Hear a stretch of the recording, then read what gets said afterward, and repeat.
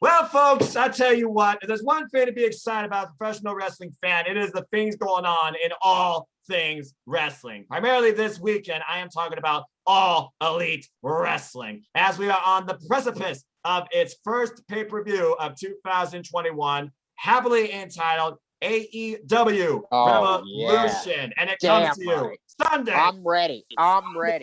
March 7th, 8 p.m. Eastern Standard Time, with a buy-in ahead of that, 7:30 p.m. Eastern Standard Time, live on the BR Live app. Or if you're in the UK, Megan, you can get it also on the Fight TV app at a much cheaper price. Doggone you lucky people. But I digress. Hello, everybody. Welcome to this exhibition I am hosting as an AEW Spark Aftershock special. This is my family. We are ATW, and we are proprietors, lovers, opinionators, and followers of all things wrestling. And I brought this crew together with me tonight to discuss AEW Revolution in full. It'll be a roundhouse discussion, simple predictions, previews, and outlooks, and we'll see if we agree or disagree. I have a feeling we're all going to have different thoughts in several of these matches. With that being said, let's go ahead and kick it off. Let me first introduce you to the king of ATW. He is All Elite, a member of Bullet Club. Too sweet me on that, brother. He is King A/Anthony. How are you tonight, sir?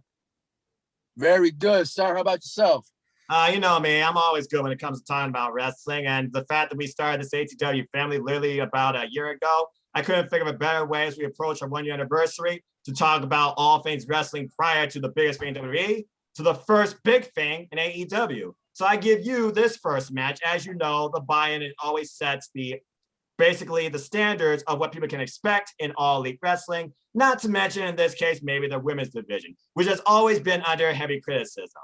Well, we got opening women's tag here as Rio and Thunder Rosa. They take on the Doctor, Dr. Britt Baker, DMD, don't forget it, and her partner, Reba, not Rebel. It's actually Rebel, not Reba. Someone fix that damn graphic. Anyway, King, your thoughts on this match? Who you got winning? I got Thunder Rosa and Riho winning. For some reason. But first of all, why is this match on the buy-in? And why not just put Miro and Kip Sabian and Orange Cassidy and Chuck Taylor in the buy-in? Because I feel like that should have been in the buy-in show. But that's just me. So, but I do got Thunder Rosa and Rio winning this match. All right, I think that's a fair point. Let me go ahead and introduce you now to quite the inquisitor of ATW. Brings great wrestling discussions, has a positive, open mind. He's sometimes questioned, is there common sense in this thing we call humanity? Only time will tell. But honestly, who wants to argue with it? Because at the end of the day, everything that happens in life, it comes down to reasons. It is, of course, my great friend representing Neo Reality Entertainment, Eric Brown. Eric, how are you tonight? I'm good. Also, I have like 3 other channels: NRE Wrestleverse, NRE Pop Culture Omniversa, and NRE Omni Gaming. And folks who want to follow this guy for all things wrestling and internet-wise, there will be links in the description down below. So, Eric, we have this women's tag, Thunder Rosa, Riho. They had a great one-on-one match. Now they're tag partners. People inevitably thought that Dr. Britt Baker was going to win this, maybe be our inaugural AEW Women's Champion after Sheeta. I think they're saving up for a bigger moment. But personally, I think Riho and Thunder Rosa are going to go over here too. Give me your thoughts on this match and your thoughts on the women's division's presentation. Okay, the tournament was great, and I'm hoping this is to start something new, unless Kenny Omega's tweet about the whole TNT doesn't like women wrestling because we're still in the Stone Ages. But there is something they brought up that people just seem to forget about. Rebel could not actually be participating in this tag match. They said if she's not clear, we could just replace Dr. Britt Baker, could find somebody else. And I was like, who can they have to replace Rebel with?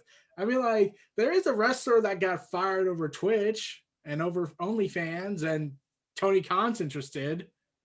That's very true. And you wonder if that could lead to a different result. So thinking about those circumstances, if that person was to make her All Elite debut, do you see Britt and that person winning? Yes, I actually can see that, because I feel like they should save Thunder Rosa's moment defeating Britt Baker like down the road for the women's title. All right, I like it. Let me go ahead and toss it now to freshly squeezed man in training, the enforcer of ATW, my brother, Alexander Alonso, also known simply as Lex. Lex, it's great to see you, my friend. We are, of course, ATW for Life. You are one of the founding pillars of this family. Now, Eric brought up a great point, thinking about the formerly known Selena Vega, now the Trinidad. Maybe she's all elite. Maybe this is the chance she makes her debut while Britt Baker thinks there's a conspiracy against her if the so-called not cleared Rebel still competes in this match.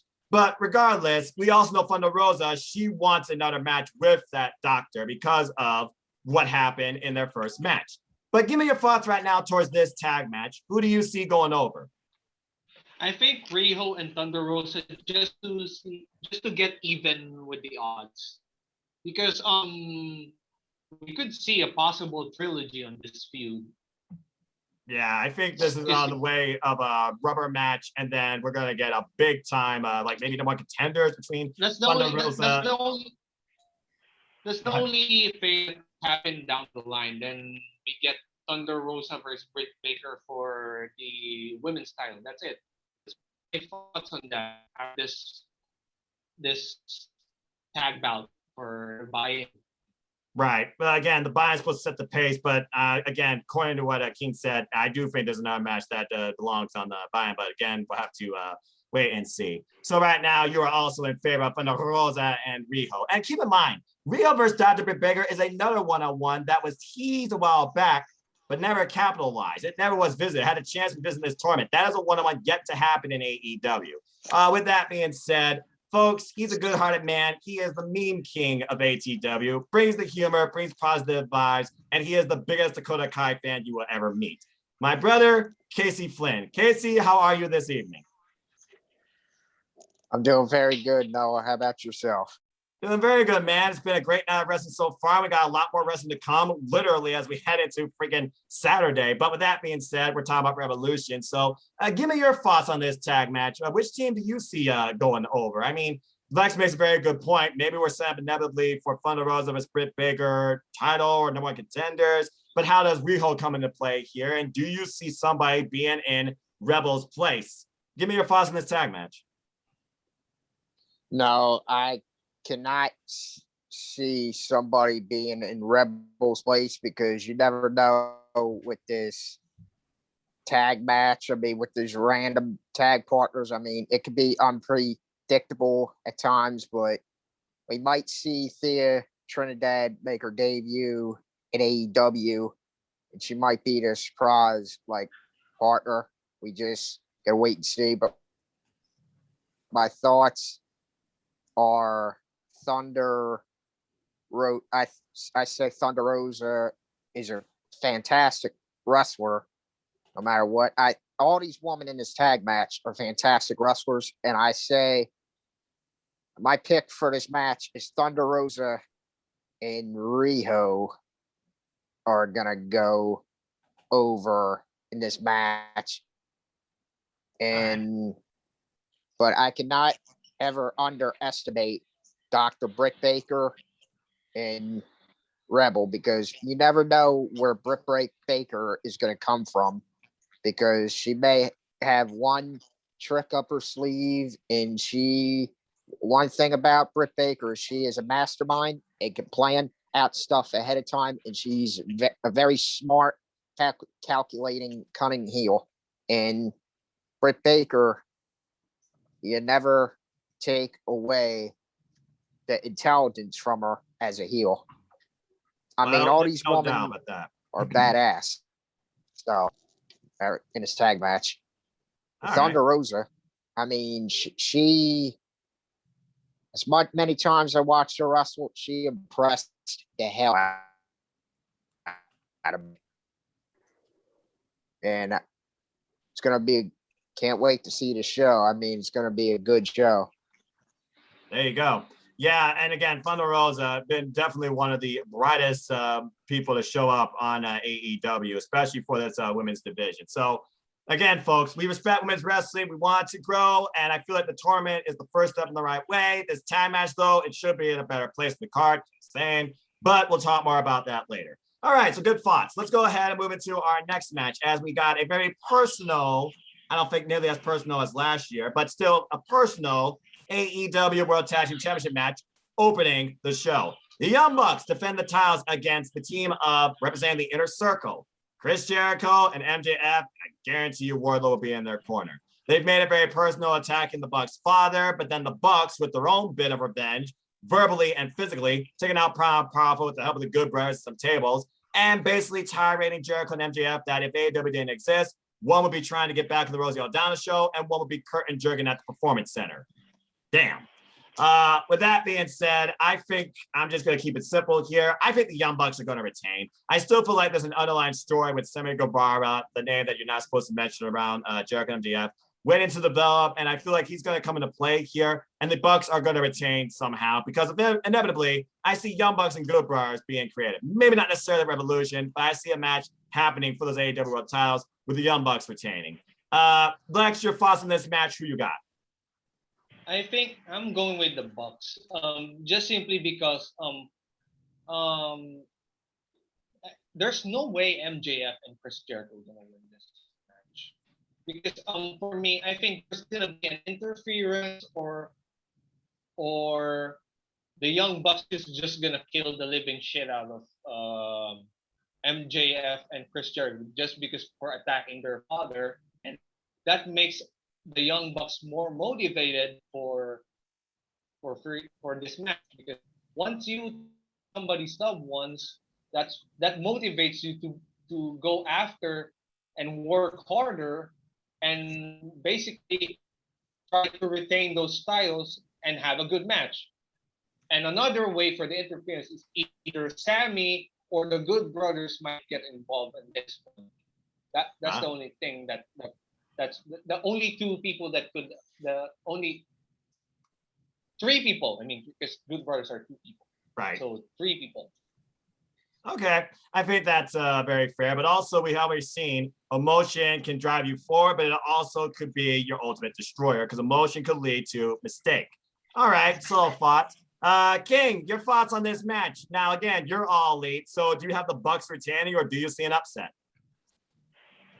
I see the Bucks retaining. I agree with Lex as well. I see the Bucks retaining because Sammy's going to play his way into this factor. I mean, keep in mind, he has not been seen on Dynamite ever since he split himself from the Inner Circle. And also, if you can go back months ago with him saying, oh, you becoming a tag team slut now. You know, you two and MJF and, you know, you teaming up with Hager's. Like, we were like sex gods at one point. What happened to that? But also, if you look at it with the way how on the Young Bucks side, Don Callis has been the invisible hand. So with him, you know, pulling the strings and telling Kenny Omega and sending the Good Brothers out to help the Young Bucks, but not Kenny themselves, kind of makes you feel like Don has a trick up his sleeve as well. But I still got the Bucks retaining regardless, and we're going to get the Bucks and the Good Brothers. Either we're going to get that, I say, between Rebellion or Double or Nothing. All right, that's a very fair analysis. Eric, again, you basically have gone into the Wrestleverse. You're seeing the clash of the worlds here, AEW and Impact. We're talking about the Good Brothers and how they can play a factor here, the inevitable maybe Good Brothers and Young Bucks match. Your thoughts towards this match and that may be the story.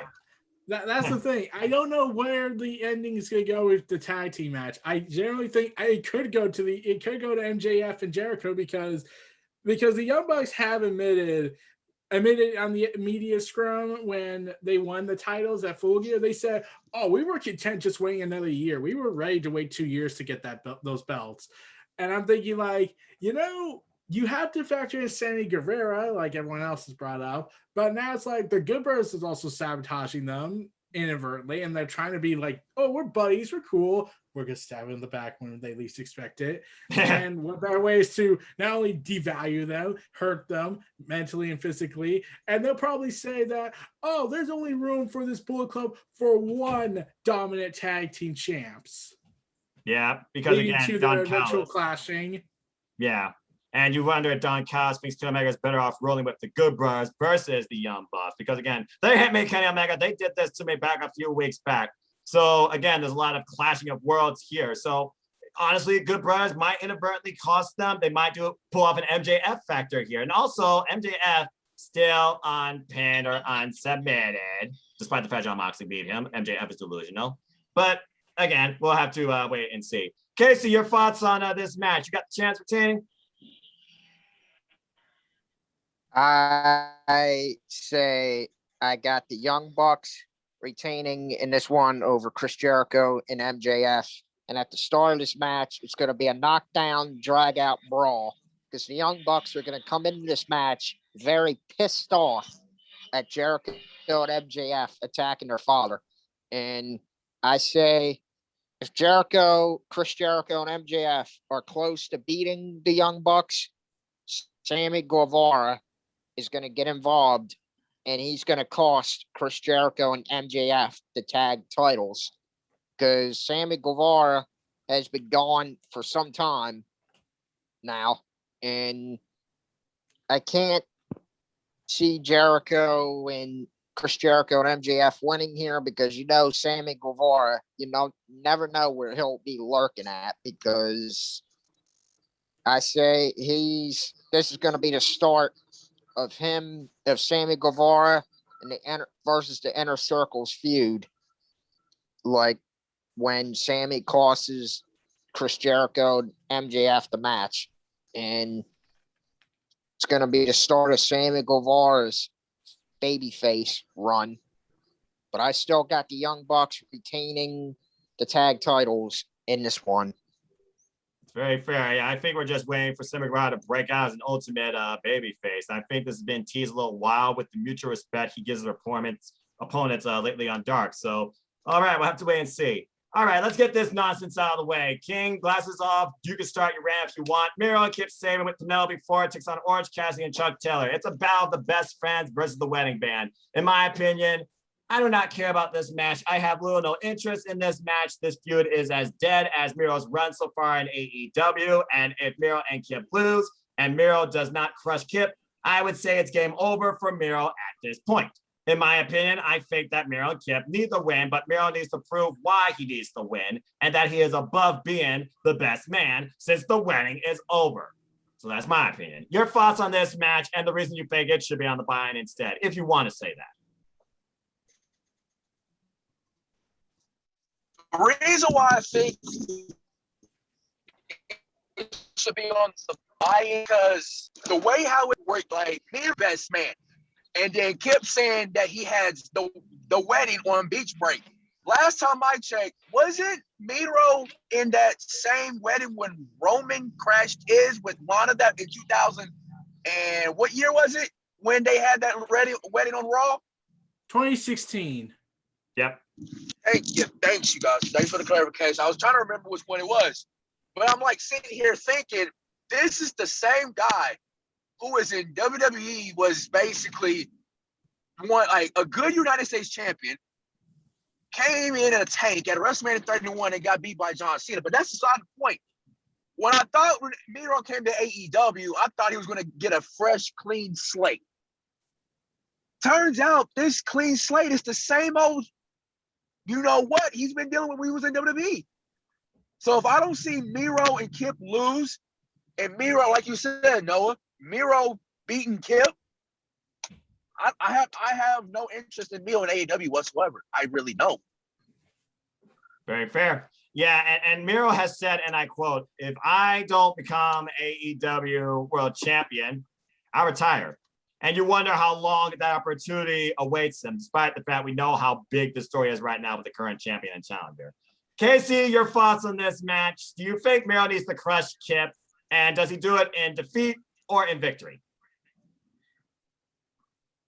Be honest with you, I say Miro needs to crush Kip big time to save his wrestling career altogether with AEW because here's a guy that came from NXT when he was in WWE and went on a dominant run as U.S. champion.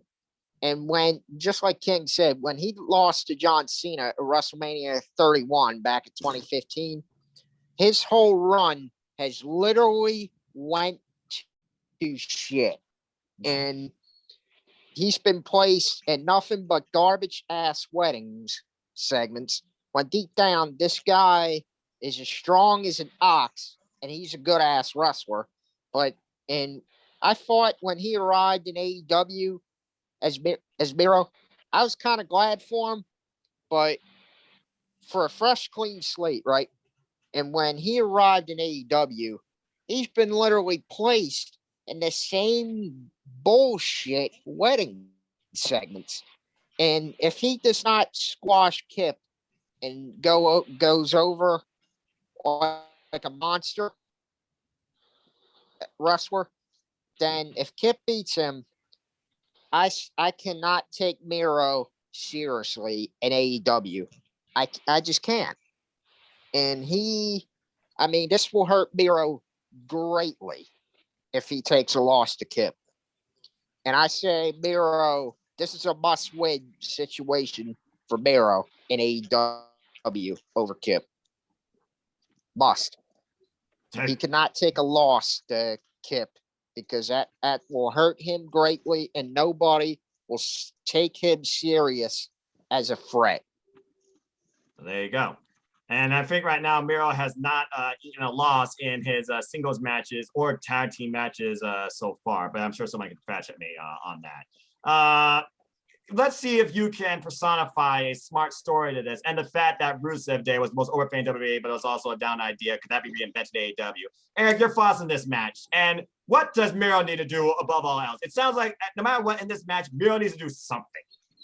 Yeah, I get the feeling Miro is not going to take the fall. I feel like Kip Sabian is going to be the sacrificial lamb in this, and Miro is going to get pissed off and then ultimately beat the holy hell out of him. And here's the thing. The reason why I'm just not bothered by Miro's current run so far is because he had expressed on his Twitch streams, I want to start at the bottom. I want to work my way up. I want to completely restart and work my way back up to the top as I'm part of adapting to the independents after being in prison for 10 years, essentially. Especially when you have to remember no one cheering Rusev Day because they like it. They're just mocking you. Because Die Rocky Die was such a great thing to be cheered by. Gosh, the dark days and of one man's stupid opinion. But, I can respect that, but you wonder how long it takes you to work from the bottom back up. I guess he hasn't been significantly long involved in AEW, so I can respect that, but I just feel like he just needs to bring a little more of that They did tease that there does seem to be a dissension between Kip Sabian and Rusev, aka Miro, because Kip Sabian hit Miro, and Miro just was like, oh God, I should not have pissed off the charging bull. Exactly, but he was chained, thankfully. I was like, that was the moment I thought Miro was going to crush him, but now I'm thinking, maybe Revolution, he crushes him. But again, like you said, maybe it is too soon. So maybe, like you said, maybe it's trusting the process. But to the guy that literally says he's freshly squeezed, which is why I saved him for last. Lex, your thoughts on this match? What has been your thoughts so far, like on Orange Cassidy's run with this Miro storyline too? Okay, as an Orange Cassidy and a John Moxley fan, so for me, I think there are two things that happen. Miro would win, or it's game over for Miro. But I think Miro will need a fresh start after beating the crap out of Kip Sabian and like I said, work his way from the bottom up. I mean, he could go for the big task after war. He should have Baker or the Inner Circle, or he could align with Self Guevara or something like that. I mean, he's the best man for some reason. I think the best man shtick needs to prove that he's the best, not only in video games, but in professional wrestling standpoint. All right. Yeah, and again, regardless, this match is going to be... I'm sorry for the game. Right. From saying the game over. Yeah, it's all right. Regardless, I feel like if I'm going to put this in video game terms, if you think there's going to be a continue button and a credit for Orange Cassidy and Chuck Taylor in this feud, I think the countdown will hit 0 and it will be game over for those two and hopefully this feud as well. But again, we'll have to wait and see. All right, let's go ahead and talk about the greatest foundation of AEW, their tag team division. As we have a casino tag team royale with 15 teams. We don't know all the teams yet, practically do, but the winners of the casino tag team royale will get a future AEW World Tag Team Championship opportunity. Okay, Noah, Yes. may I chime in the card? Okay, the participants are Bear Country, the rest of the Dark Order, Death Triangle, the Butcher and the Blade, Private Party, Varsity Blondes, the Seidel Bros, SoCal Uncensored, Natural Nightmares, Chaos Project, Gun Club, and Pretty Picture, Peter Avalon and Cesar Bononi. I saw that coming. But anyway, yeah, we got 15 total teams involved in this. Here you see the rules. Bottom line is this. Eliminations occur when you're over the top rope and both competitors' feet are hit the floor. And basically, the last team or team member of a team standing, they will get an AEW World Tag Team Championship match. Date to be determined. And the order here is random by a lottery. I'm not sure if it's a deck of cards or one of those lottery spinners with a bunch of balls in it, and each team has a number.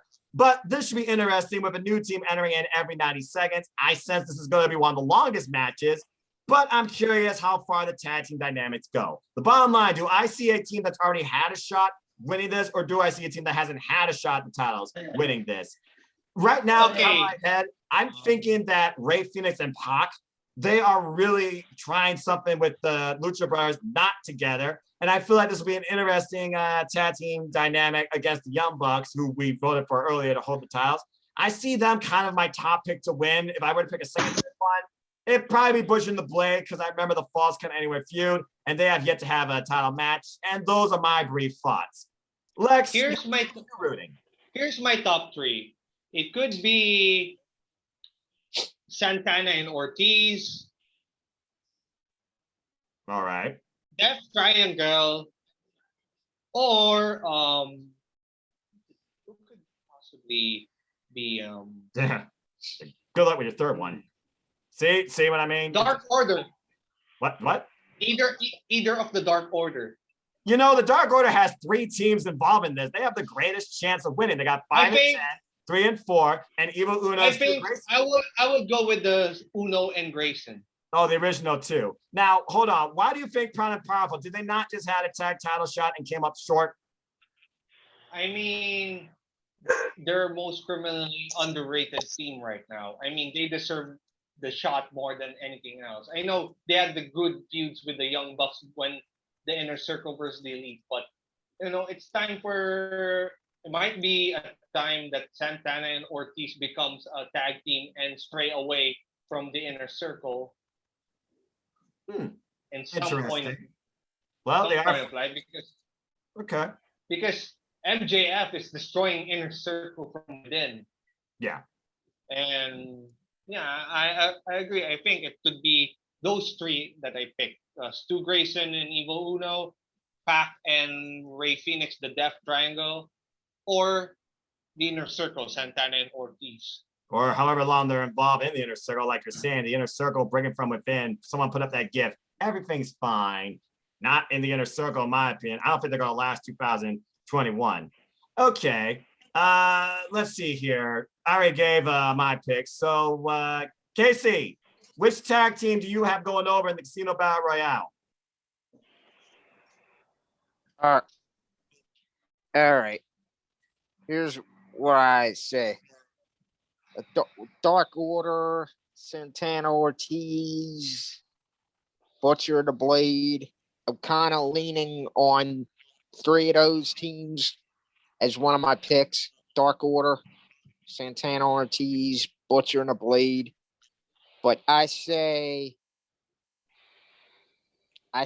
I might go with Santana and Ortiz in this one, because you never know what those two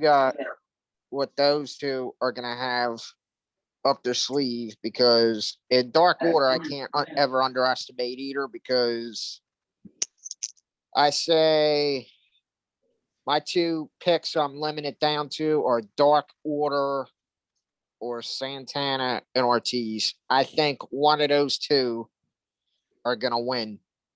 But Okay. who knows? I mean, this could be anybody's ball game in this match because there's so many tag teams. And you look at all the This match. stories and the feuds going within the tag team division, Jurassic Express and FTR being a separate thing, Butcher and the Blade and Bear Country being imminent. So I do see what you're saying. And Matt Hardy have the personal vendetta Right. against the Dark Order. Private Party might cost all 3 teams of the Dark Order if they get eliminated early, for example. So I like what you did there. And I do respect the fact you guys respect Proud and Powerful, Santana and Ortiz. I still think that's a dumb name. As they were one of the longest reigning former Impact World Tag Team Champions, and their feud with the Lucha Brothers and the OGs, classic. Eric, your thoughts on this? I feel like the tag team division is the most unpredictable at this point when it comes to this Royale. Your thoughts on this? Well, I have 3 people in mind, and also I have another commentary based on this. So I think it could be the Dark Order with everyone's adorable favorite, John Silver and Alex Reynolds. Let's go. The second, I believe, could be Death Triangle of Ray Phoenix and Pac, the Bastard. Yes. And I think the third one could actually be Jurassic Express. Whoa. Despite the loss to FTR, really? Yeah, because FTR's, from what I've seen, FTR's not even in the match, which I'm wondering about. Right. And wouldn't that be like the petty revenge from Jurassic Express's part? We lose the battle, but we ultimately win the war. Right, because now we're the number 2 tag team, but you guys won this Royale and you get the title shot before us. That ain't happening. I can see them. But there is a rumor. There is a rumor going around that there might be another team entering the Casino Royale. Correct, a TBA. And what would that rumor be according to you, Eric? There's only one word to describe you, and I'm gonna spell it out for you. SAWFT. Enzo and That's Cass. the big rumor. Enzo and Cass rumor. Enzo and Cass are rumored to possibly show up in AEW Revolution's big Casino Royale. And I did notice this. Since all the past Casino Battle Royales, they always featured the mysterious card, that mysterious blackjack card. And I was the Joker of the Wild, yes. Yeah. And I was like, wait, they never brought it up at all in this Casino Royale. Nope. Just 15 teams at random order, and it's not like suits or anything. So there's going to be a special Powerball, I think, in play for the team you might be alluding to. That could very well be the returning, now reformed mentally and physically, good for him, Cass, and we still have no idea what Enzo's like.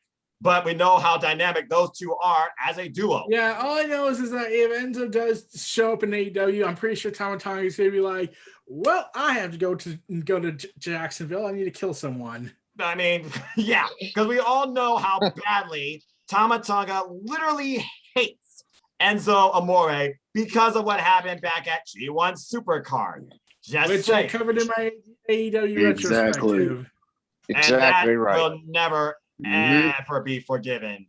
Ever. No, but yeah, people had Enzo and Cass rumored. People even think the Good Birds might be involved in this. And Tama people even think Tonga is GOD. not a guy you want to mess with. Yeah, tell me about it. And people even think GOD might even get involved in this. I mean, I guess they're not really doing anything right now, so I guess that idea is out there, but I still think that's highly unlikely. Heck, someone thought Motor City Machine Guns might even be involved in this, and we get literally Young Bucks Motor City Machine Guns visit, the Motor City Machine Guns win, but since Alex Shelley has been MIA, who the hell knows what the state of that team is, especially with Chris Sabin getting drunk at Swingers Palace. Good God almighty. With freaking James Storm. Anyway, I'm just saying. Anyway, great thoughts, folks. And for all we know, Proud and Powerful, maybe if they get a manager with them, and it won't be Conan because I know he's recovering from health issues, make him be okay. But here's a crazy suggestion, and I want to get particularly your thoughts on this, Eric. What if the former Selena Vega comes in AEW as the new manager for Proud and Powerful? I'm like, maybe. I'm like, I can honestly picture Zelina showing up and being the Proud and Powerful's new manager.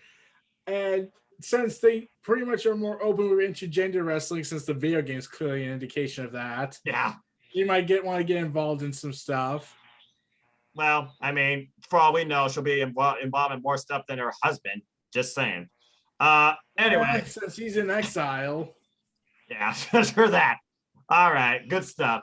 All right, let's move on to the AEW Women's World Championship match. And Lex, I'm starting you off with this because this is right up your eye when it comes to these martial arts. Hikaru Shida defends the title against the winner of the AEW Women's Eliminator Tournament. Not Nyla Rose, not Britt Baker, Ryo Mizunami. And apparently this is a match 10 years in the making, as these two have had multiple draws in singles action in their individual meetups through Wave Pro Wrestling. And Ryo Mizunami has been re-inspired to continue wrestling, which she was on the verge of retirement, because of that six-way in AEW.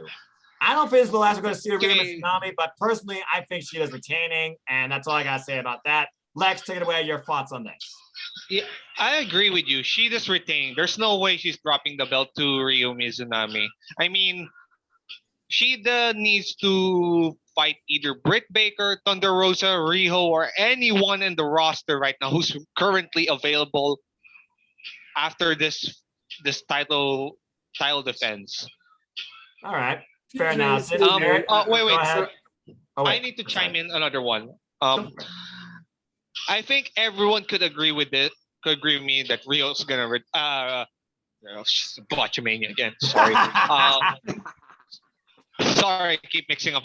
Oh my god. It's okay. Shida's gonna retain. Shida's gonna retain. Okay. I think everyone could agree she is gonna retain.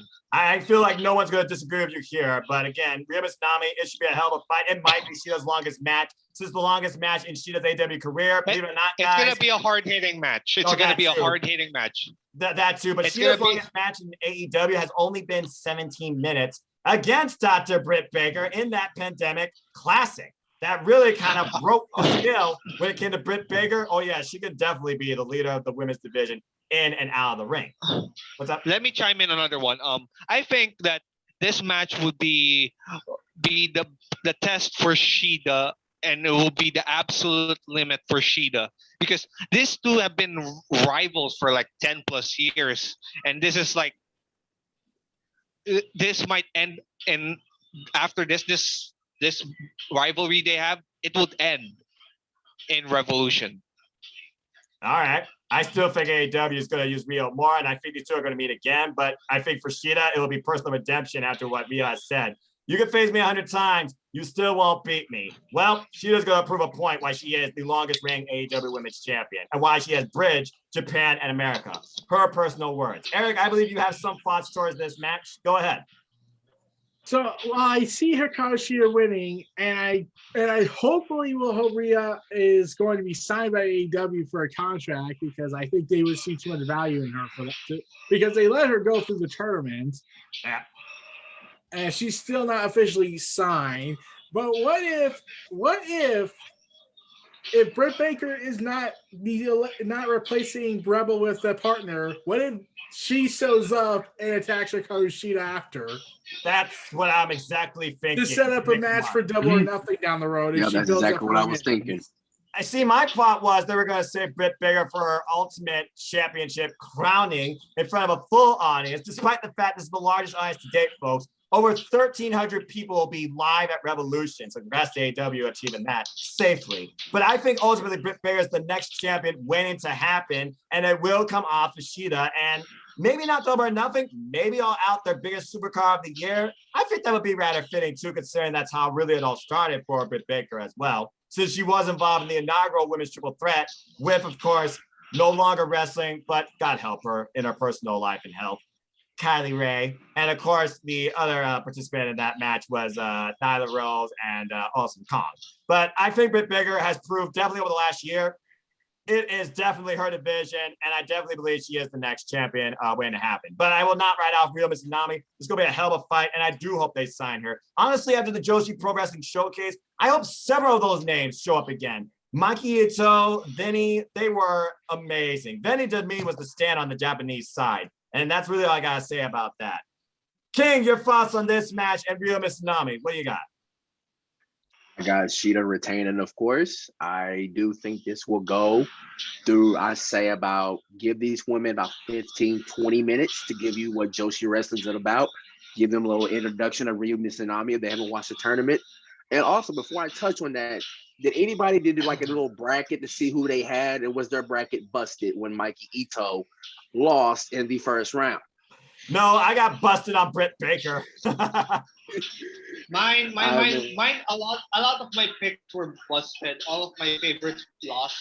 Well, let's just go ahead and highlight some stuff first before I give it to Casey. Ty Conji, I think she had the best wrestling match of her so far wrestling career with Nyla Rose. An unfortunate circumstance for Anna Jay, but think about this. 6 to 12 months, she's going to come back as the ultimate babyface pop because you know Anna Jay and Britt Baker is a match waiting to happen. Serena Deeb, absolute standout here. Amazing matches with Riho and Thunder Rosa. People really had her booked in for the win too, but Nyla Rose just too powerful. This bracket really was unpredictable. And I know Mikey Ito stole the hearts of the wrestling community and people want more of her. I don't think it's the last we've seen of Mikey Ito either. I thought this tournament was well done, despite some circumstances that happened and maybe some questionable decisions.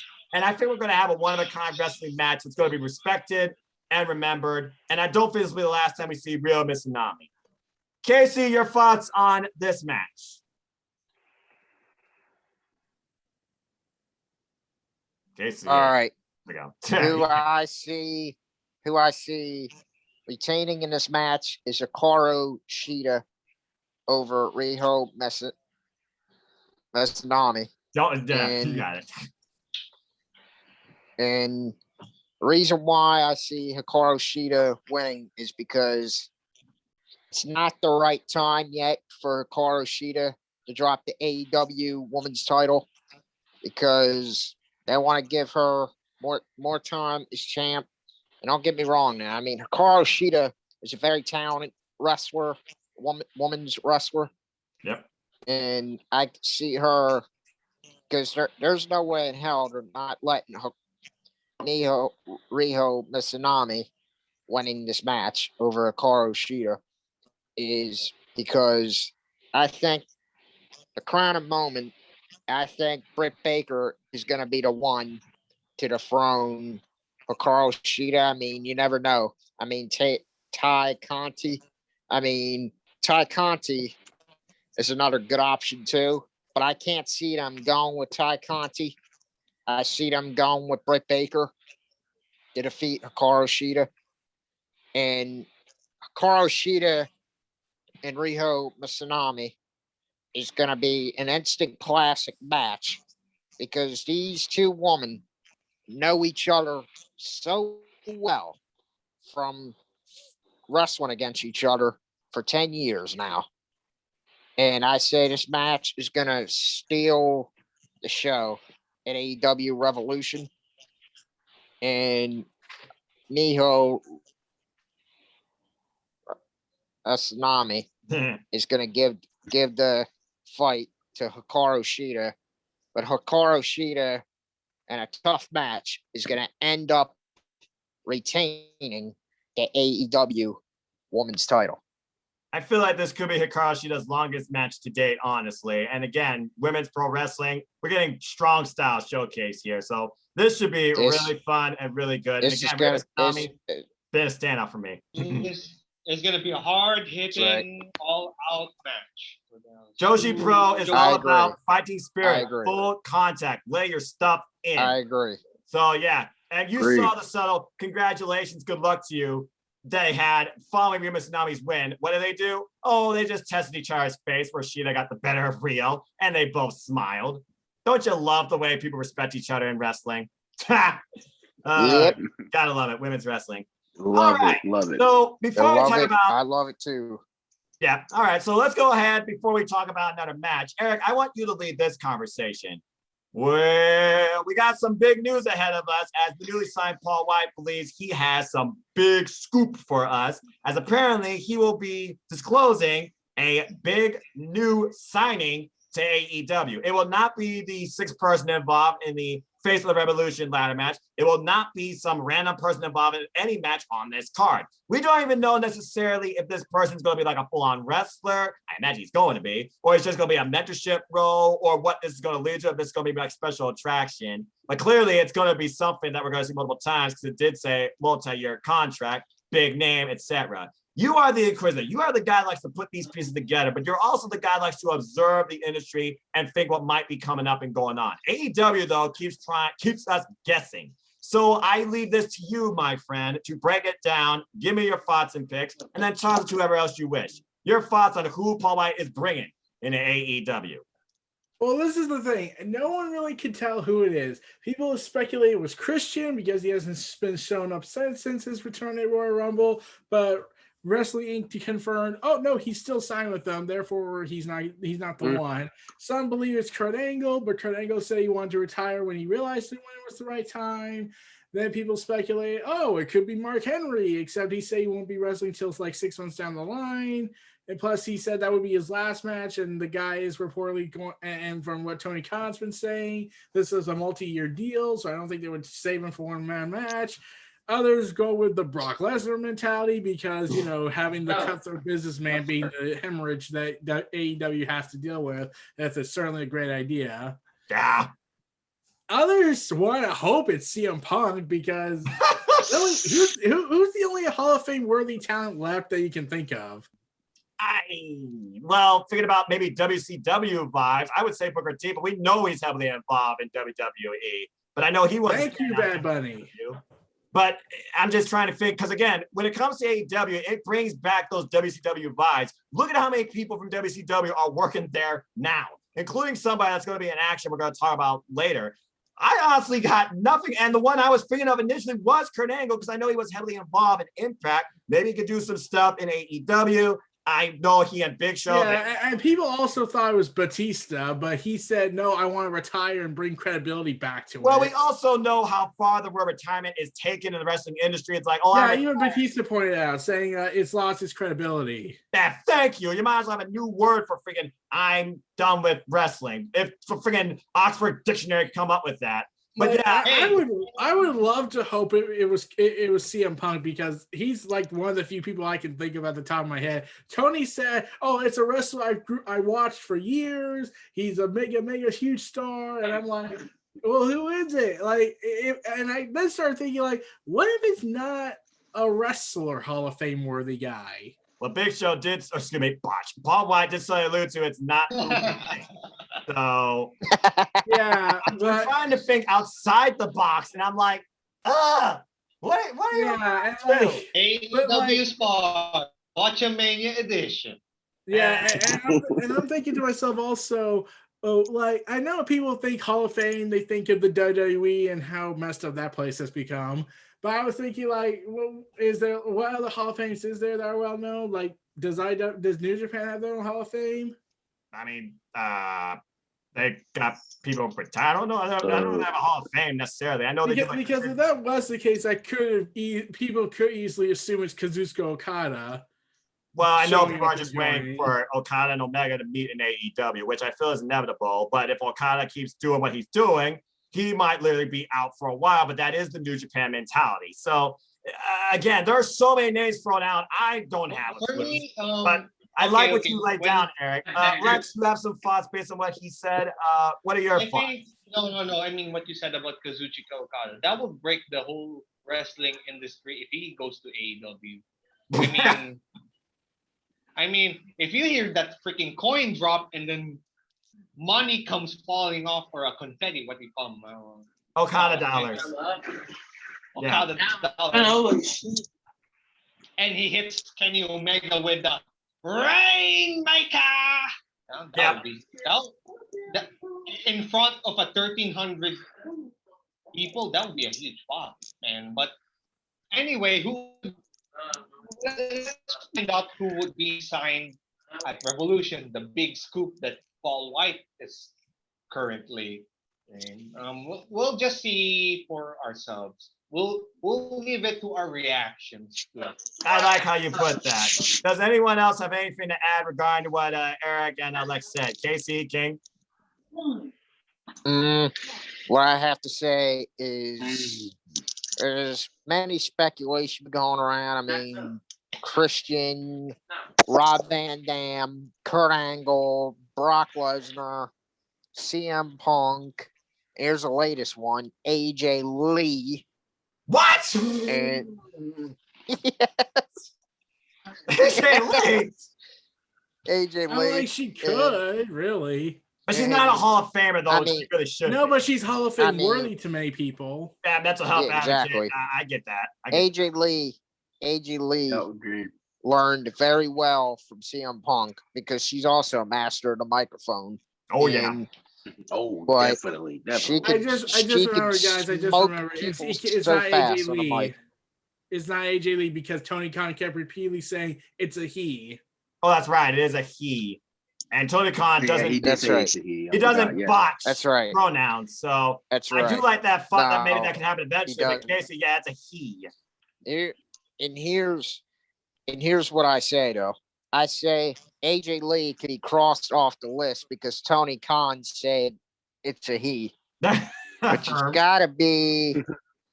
gotta be whoever the hell it is. I mean, I'm tired of the speculation being thrown around. I mean, I just want to see who the hell it is and get it over with already mean- for crying out For loud. crying out loud.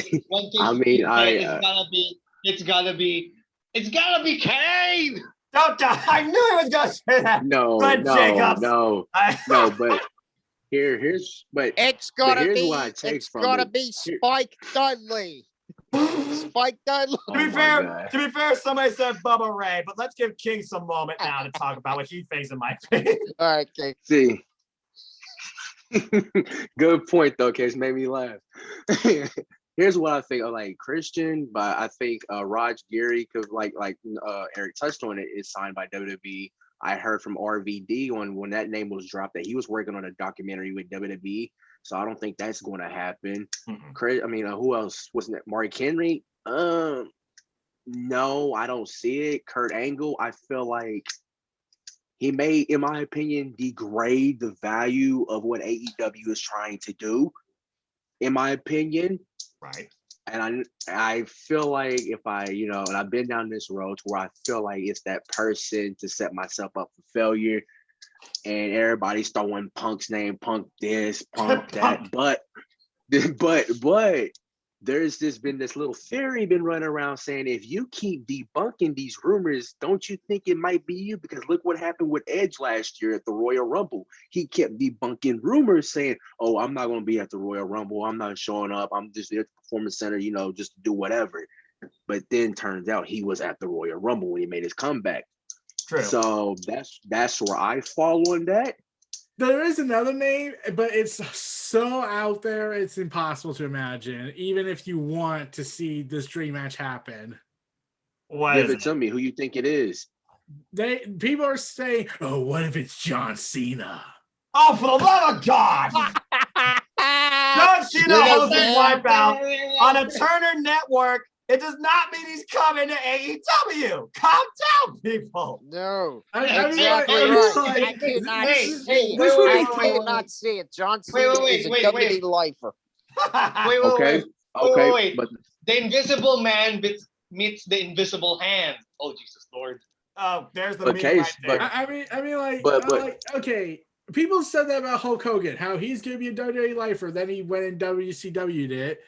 Imagine if they did John Right. Cena. If they somehow got John Cena to Good wrestle point. for them. I Game think over. Game over That for would be- WWE. Game over. Eric, That would be Eric- the biggest shocker of all time. John Cena going Eric- to AEW if that happens to be a wait. reality. Eric, Noah, King, Casey, that would be the biggest FU to the WWE. That if John that Cena that jumped would ship. have Vince McMahon go.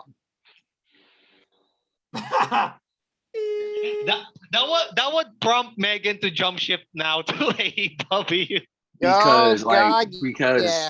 we all John because Cena we is all Megan Chibba's boy. like we all thought Big Show was a lifer in WWE because he spent 22 years there. We all thought he was Remember a that lifer. time he did disappear from 2006 to And Big Show 2008 to surprised pursue us. career in boxing?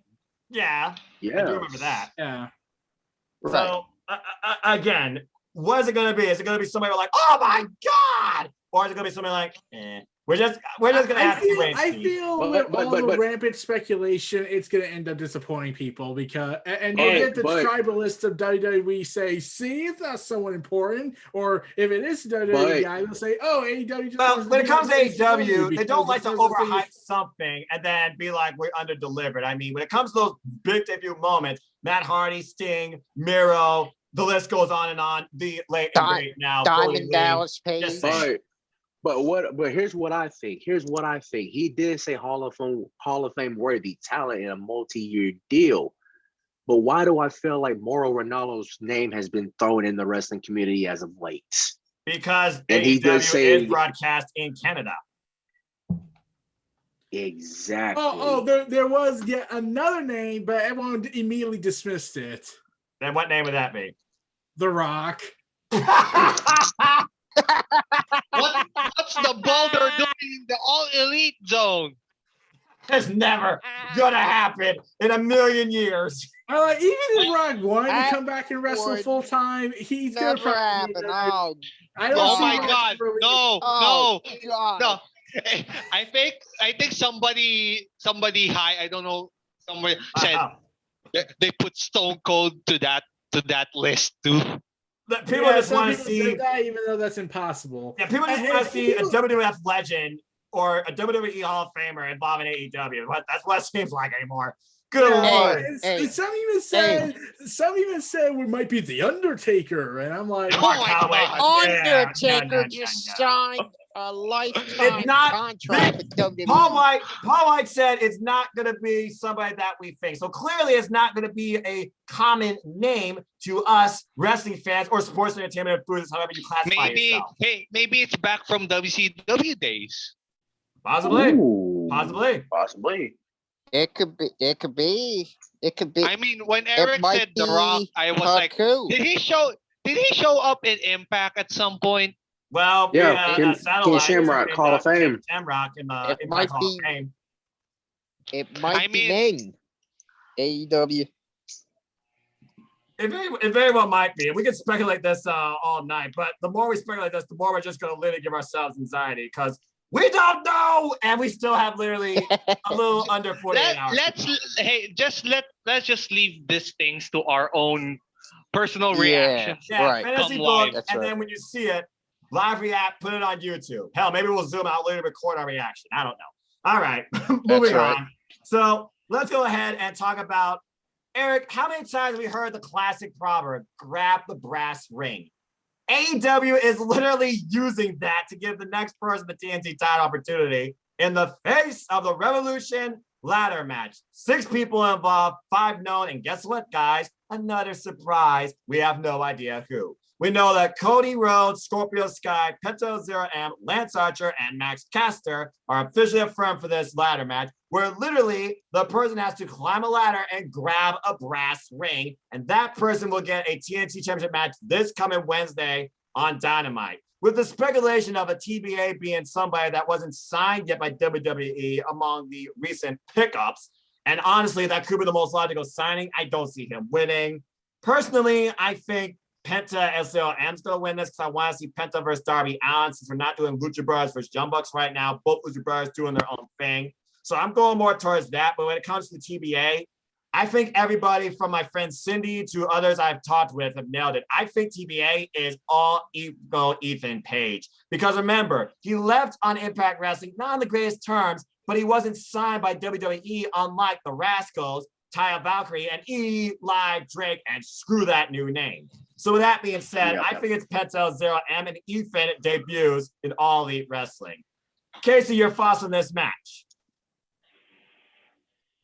I think ladder match is going to be very good. I think it's going to involve a lot of high spots and a lot of bumps off ladders.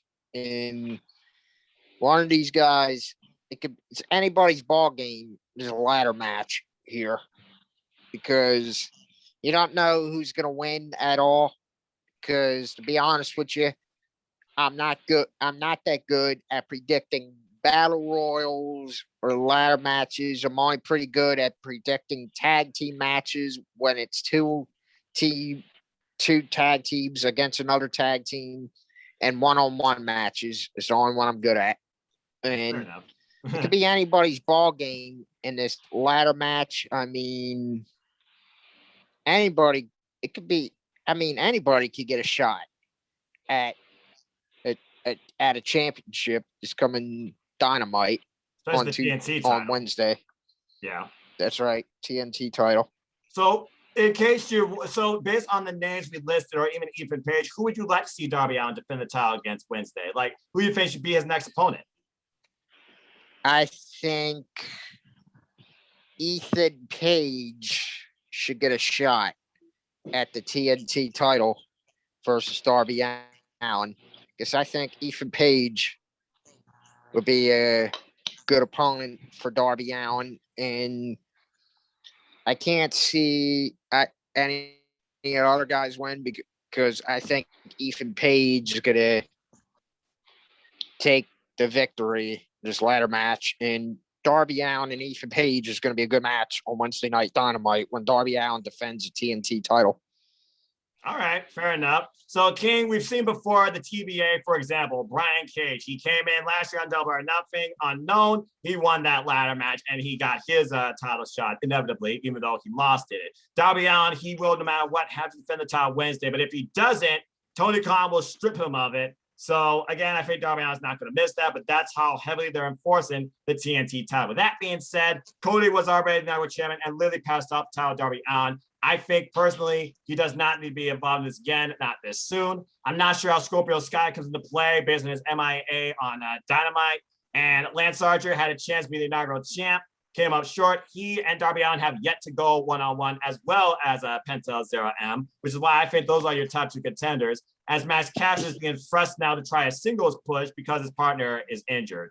Even Page, though, people probably forget how accomplished he is as a singles wrestler because of his tag team run as the North. So I think it would be a nice refresh for him to be involved in this match, but that's why I don't see him winning. But give me your thoughts towards this match. Do you see Ethan Page being the guy to show up? Do you have him winning? And what's your expectations? My expectations for this ladder match is going to be off the charts. And like Cody said on the countdown to Dynamite, this ain't ballet when it comes to a ladder match.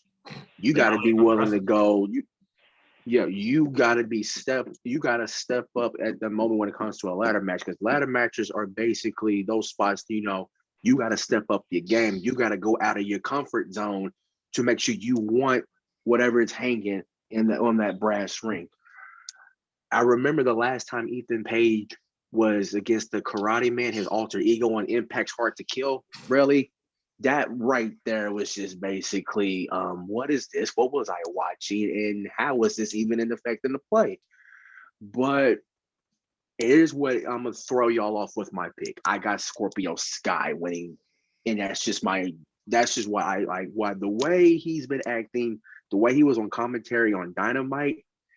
I feel like he's about to be separated a little, like much further from what he was already separated with, Kazare, with Kaz and CD.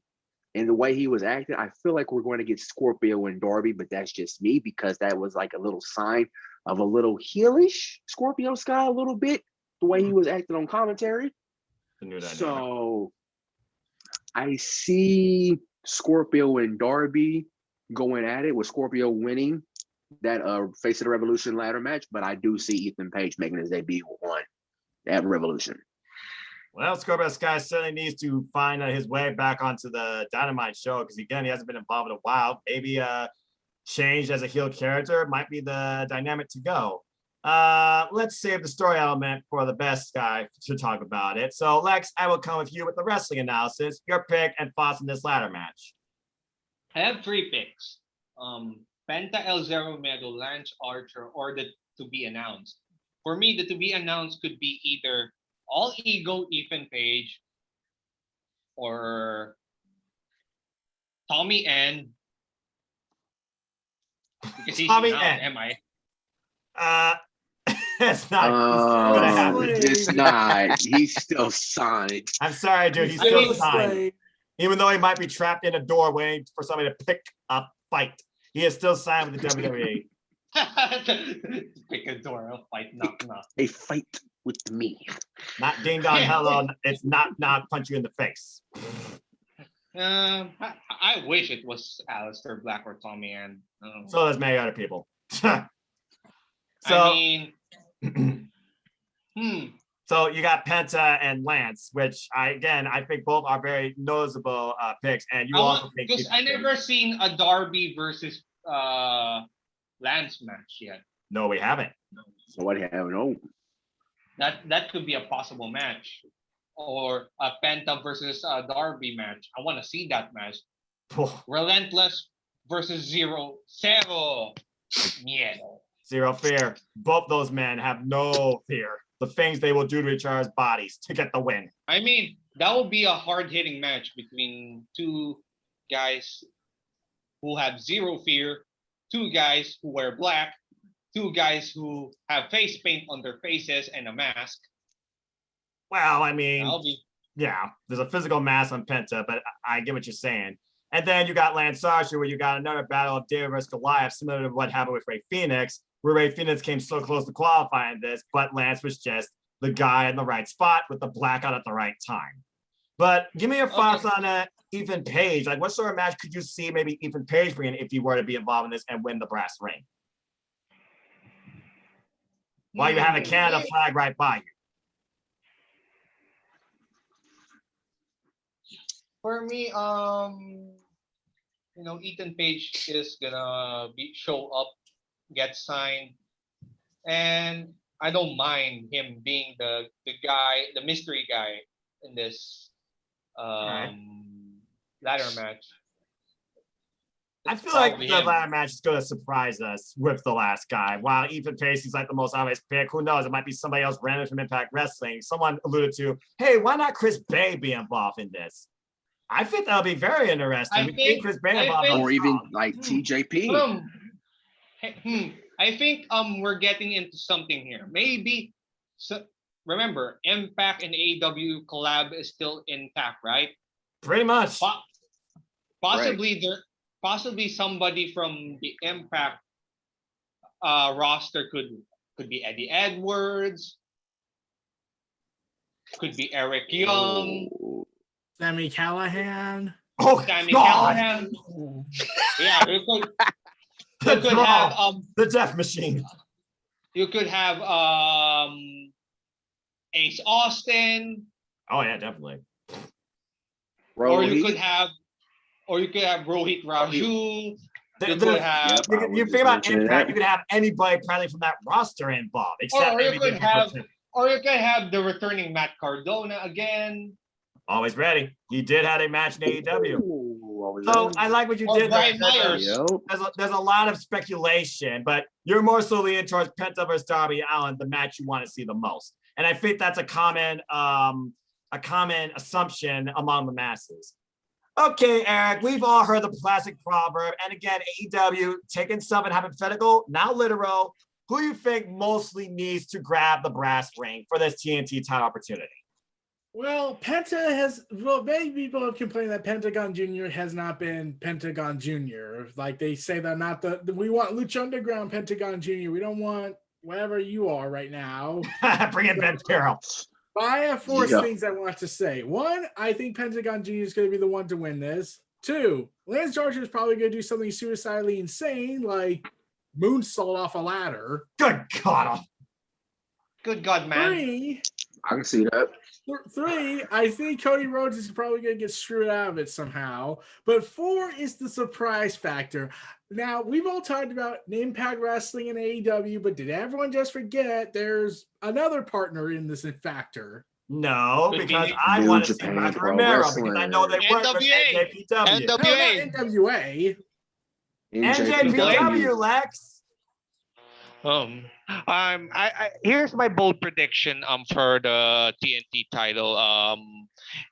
It could be somebody from NWA, possibly that. Maybe, but they also are bringing themselves back, starting with a pay-per-view later this month, back in the fight. Yeah. So, but you want to know who I think might be the secret surprise? Who you got?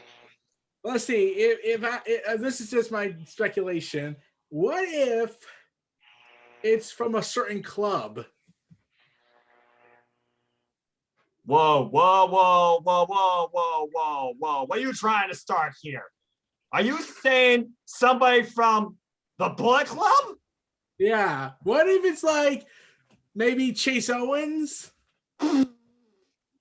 Oh. ELP. Well, there's a Taiji wrestler right Ishimori? there. Yeah, it could be anyone from Bullet Club. It's probably not the big stars like Tamatanga, Tongaloa, maybe Bad Luck Fale if he's interested. Imagine Maybe Kenta? Bad Luck Fale and Lance Archer colliding. Oh God, I want to see that. I mean, Maybe somebody maybe proposed Kenta. God Maybe being Kenta? involved in the tag team royale. King, you were saying something. I said maybe Kenta since we're on the Bullet Club subject. That's true. Or it could be Jay White, oh. No way. Nah. Jay White's involved in the new Japan Cup. No, All right, you're crazy. It's gonna be somebody. Yeah. It's gonna be someone that's been more heavily involved on New Japan Pro Wrestling's NJPW Strong. Because let's think about it. New Japan of America is really pushing forward the AEW New Japan dynamic. So I can see somebody like Danny Limelight, for example, involved in AEW Dark, maybe showing up being involved in this match. Or Hikuleo. here's the guy that could possibly from NJ Strong, the Dirty Daddy himself. Chris Dickinson. Dickinson. Yes, absolutely. He has been involved with John Moxley and Josh Bennett's Bloodsport, and he absolutely loves wrestling. I could definitely see that. That'd be a huge surprise. And that guy is no joke, despite the fact We already had Warhorse before. Why not somebody Yep. from the Indies, like Dirty Daddy Chris Dickinson? Well, I mean, the Indies have been a driving force for AEW this entire pandemic, and they're happy to do what they've done with the independent talent they've been able to showcase on Dark, let alone sign that AEW. Names included most recently, Sean Dean. Congratulations to the captain. So again, I can Yes, definitely see that. All right, well, good stuff, everybody. And some other people, they said, oh, could be somebody on the roster like Eddie Kingston or Sonny Kiss. I think that's highly unlikely, though Eddie Kingston, he is definitely a standout on this roster. I definitely see him one day being a champion. Okay. What if? Hey, wait! Before we go to what if the captain was the mystery man? That'd be a little bit of a. I feel like mystery man has to be somebody that is not known to be part of the All Elite roster. That's my personal opinion. Or a free agent. Exactly, and they're still out there. But who, what, where, and when? We'll find out Sunday. Imagine. Hey, oh wait. Before you continue, sorry, I'm trying to imagine if it was it's a long shot, but what if the mystery man was Leo Rush? I was just about to say that. He's an MLW champion. He's a AAA cruiserweight champion. He's coming to collect. man of the night. And I'm pretty sure Kenny Omega would be pissed at that because there's only one belt collector. That's right. It's Kenny Omega still holds the AAA Omega Championship. You might Kenny be Omega starting still something. owns that title, the collector. You might be starting something, Lex. Someone's trying to be Ultimo Dragon here, and Kenny Omega, I think, wants to surpass that. But I like what you did there. Again, there's a lot of speculation, guys, but we're gonna have to wait and see. I think it could be somebody from Strong. If not, it's gotta be Ethan Page.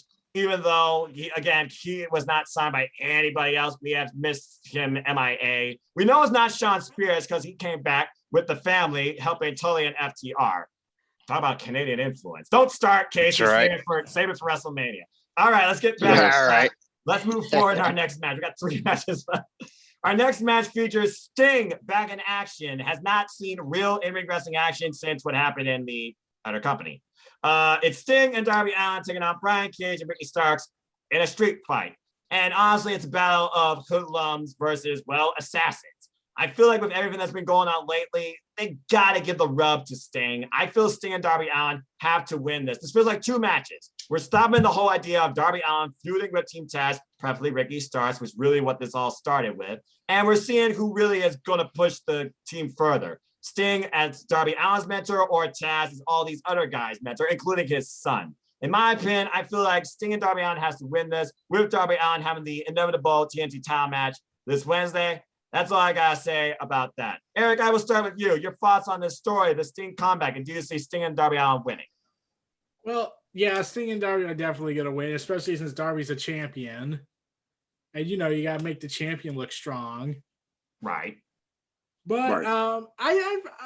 me and several people were talking about this. We were like, they never did explain why Sting is so interested in Darby Allin. They never gave that explanation. No, it was like assumed, Yeah. basically. Yeah, and I like threw out several theories of what they could do with the story between Sting and Darby.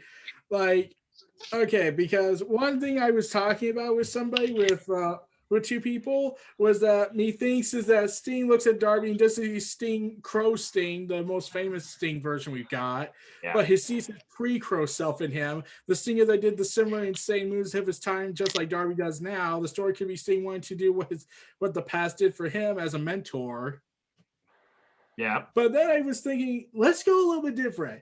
What if Sting wants to reject what the 90s did to him, where everything was all dark and edgy and everyone's anti-hero? And Sting wants to make sure Darby doesn't want Darby to just be the dark, brooding anti-hero like the 90s were, what it did to all of them. Because really think about it.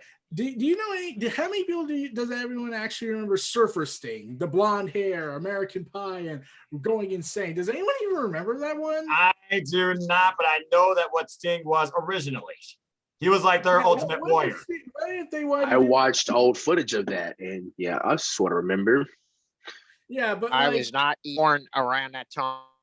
But every time when you Surfer think Sting. Sting, you most likely think of Crow Sting, most likely, since that's Exactly. Yep. A point of 90. Like what if Sting is wanting to be a veteran who feels like trying to retire the Crow, the Stinger stuff, trying to recapture his pre-Sting magic by trying to make Darby reject the brooding stuff he is. I mean, again, psychological warfare. Sting and Darby Allin, they've been doing it through these silent black and white vignettes. I could definitely see that maybe being a foundation that could devolve into maybe a Sting test for Darby Allin to go towards the direction you're thinking. But for now, I think it's still, underlying details. Because remember, folks, the only thing that's for sure about Sting is, never mind. Anyway, I like what you did there. But again, we also saw the subtle interaction with Cody, and he said, "See you around, kid." I think inevitably we're setting up Cody and Sting for a clash.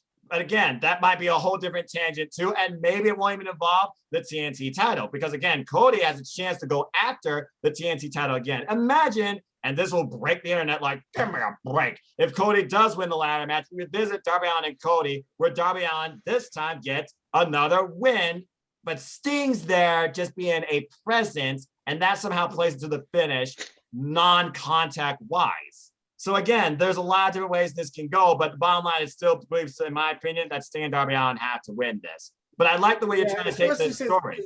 Especially since it's most likely a cinematic match. It sounds like it's going to be cinematic, but we saw Sting take a couple of bumps. We saw Sting really give a few bumps. Yeah, and I wish the doctors came out and confirmed Sting can take a bump instead of, scaring us half to death. Yeah, I was like, oh God, Brian Cage killed him. He broke his back. And then Sting did the wide-eye stare, like he and then grabbing his neck, and I was like, please tell me he did not just take it. But he took it, and then he gave it back to both Ricky Starks and Brian Cage. And again, he also said he wants to be involved in cinematic matches. So I feel there's going to be a bit of wrestling and cinematic elements to this too. It's going to be interesting to see what AEW does with this. Like, it's not going to be Kenta Omega versus Archer and Moxley. Oh hell no, not at all. No way. It's not going to be that. Potatoes got flying everywhere. Can you remember the last time a potato got involved in a wrestling match? Well, I can remember the last time a coconut got involved. That was on a Roddy Piper hitting Jimmy Snuka days. Oh, God. Oh man, that's such a good callback. God. Wait, coconut. This reminds me of those SpongeBob coconuts, like doink. Doink. That sound effect. I got your name with a coconut. All right, we're going off a tangent here. Lex, your thoughts on this stream fight? Do you got Darby Allin and Sting winning? Oh gosh.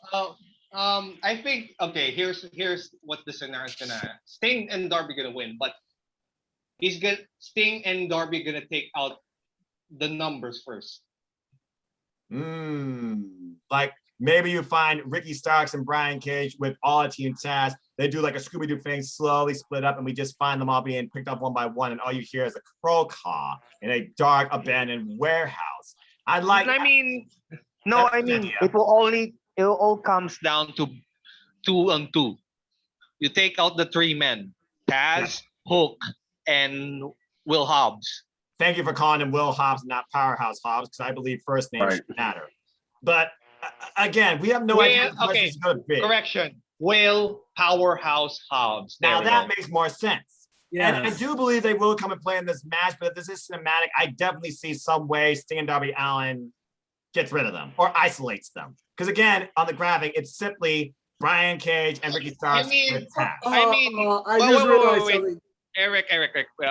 I think like Noah said, the Scooby Doo type, the word is split up. Yeah, we get that point. You know how dark and brooding are both of Darby and Sting are, and you know they're gonna take it out like how the Undertaker takes out the people, or like how John Cena took out the Nexus, like take them one by one. Whack with a chair, but Sting's gonna use a bat.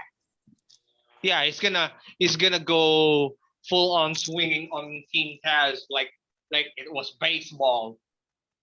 He's not going to miss Darby, though, like he did one of those windows in the warehouse, right? Because he literally missed one of the windows when he was bashing it in that promo.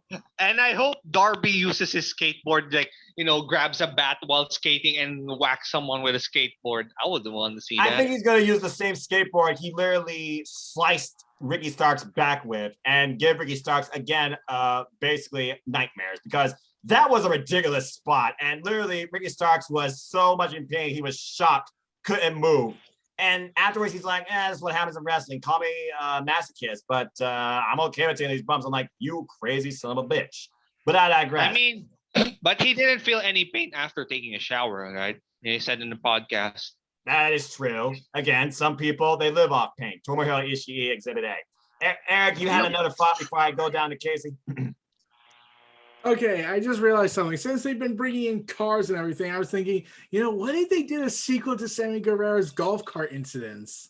But Darby or Sting ran Powerhouse Hobbs or Taz's son with a car or with a bat involved in it. And we see Taz for the first time ever, not angry but sad, like, what the hell? You son of a bitch! You ran over my son!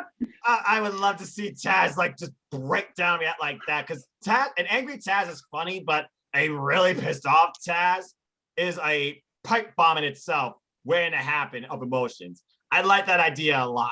Okay, Casey, your thoughts on this match? Who do you got? All right. Who do I got in this match is Sting and Darby Allin, because there's no way in hell that they're going to let Sting lose his first match back in the ring since 2015. And what I say what's going to happen in the match is Sting and Darby Allin, because they're going to take out Will Hobbs, Taz's son Hook, and I say Taz's son Hook is going to be, I say Taz's son Hook, if he interferes, what I say is the golf cart, if he gets hit by the golf cart, just like Sammy Guevara did that one time, I can see Taz saying, "You son of a bitch, you ran over my son." Yeah. And I say a pissed off Taz is the most dangerous Taz, and Taz will not get involved due to his neck being fucked up.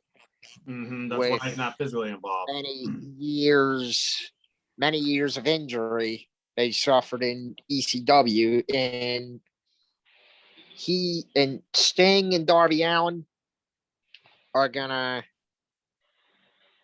win this match, but I see them taking out Will Hobbs and Hook just so they can eliminate the odds being stacked against them. And Brian Cage, I can see him getting taken out first. Brian Cage and Will Hobbs are going to be taken out first, right, because they're two of the biggest, strongest guys in FTW. And then they're going to go after the guy. Then they're going to go after Hook last. where Brian Cage and Will Hobbs are not there to help him, and then they're going to somehow kayfabe injure Taz's son Hook, and Brian Cage and Will Hobbs will be nowhere to be found. Then Sting and Darby Allin will have Ricky Starks and whatever the other dude's name is to themselves. All right. And overall, I see that playing out. Yeah, I feel like Ricky Starks is the guy being set up here. Now, if the car spot happens, King, imagine they do a South Park spot where it is his son that's run over. Ricky Starks sees this and he's like, oh my God, they killed Hook. And then Taz screams out, you bastards. But anyway, I'm just saying because we know AEW likes to fall on pop culture. But King, your three thoughts on this tag match. Who you got? Darby Allin and Sting or Team Taz by some miracle? I got Darby and Sting, and I like how Casey and Lex touched on the fact that it's all about the numbers game, because basically when Team Taz, you got to deal with not only Brian Cage and Ricky Starks, but you also got to deal with Will Powerhouse Hobbs and Hook. We all know how factors they could be in this match. Oh, yeah. And from the beginning of this feud, I was not, like Eric touched on it, because nobody explained why is Sting so interested in Darby this heavily. Like, what's going on? Can you give us a brief explanation of what's going on here? Like, I was not really sold on the feud, but until Sting took that bump, I was like, okay, now this feud is turned into a full 180. Like, okay, I'm solely focused on this now. So, because they gave us a really slow buildup, and I mean, it was really slow. I really didn't think it was going to go anywhere at first, but now I am looking forward to this match, and I think this match is going to be a sleeper, even though it's a cinematic match. I think this match is going to be a sleeper, and I got Sting and Darby like winning this match, because you got to make your TNT champion look strong, especially on pay-per-view. Especially, he's got a match on Wednesday too. All right, gentlemen. Very good thoughts all around. And again, it seems like the formula now for AEW pay-per-views, we've got to have some sort of cinematic match. It sounds like it's going to be it. And with the fact that we now have an agreement with Cinemark in AEW, who are literally showcasing AEW in select theaters, I think having a cinematic match basically fits the venue and writes itself and might be a thing going forward. I'm very curious how this is all going to go as far as like ticket sales and presentation and viewership goes in theaters. I only hope it furthers professional wrestling and helps AEW, and maybe they do more of this. Kudos to them, by the way. The theaters industry need help. Yeah, tell me about it. Distribution. All right, let's move on. We have a big money match, and I'm not saying that just because it's a buzzword, buzz quote, blah, blah, blah, sold to us by Robotic Michael Cole more times than I can count. Literally, it's big money match as Heyman Page versus Matt Hardy, where the winner will receive the loser's quarter-one earnings in its entirety. I think this match pretty much writes itself, because the story here is Hardy Enterprises versus Heyman and the Dark Order, as the Heyman ultimately tries to find his identity, but also where he fits in AEW. I have the Hangman winning. Simple as that. And this will continue, I feel like, all the way to Double or Nothing, where we ultimately will have a stand stampede with the Dark Order and Hangman and Matt Hardy and his Enterprises. And by the end of it, I think Heyman officially joins the Dark Order and then goes on forward to go after the AEW World Championship. And that's all I gotta say. King, your thoughts on this match? I got Hangman. I got Hangman winning this. I mean, it's simple as that, because the Dark Order is going to get involved. We know how many members there in the Dark Order. We got Silver, we got Reynolds, we got Uno, we got Stu, we got 5, we got 10. Negative 1 might play a factor in this. I mean, and then you just got Private Party and TH2 with Matt, and I mean, they're going to do everything in their power to make sure Adam gets the W. So that way, we're going to probably still continue the story of the Dark Order still trying to get Hangman, possibly. But possibly, you're right, because it's like, he's not firm. Dark Order's not upset. Dark Order still wants him. Hangman seems reluctant, but kind of trusts the Dark Order, etc. As the Hangman still is basically battling himself.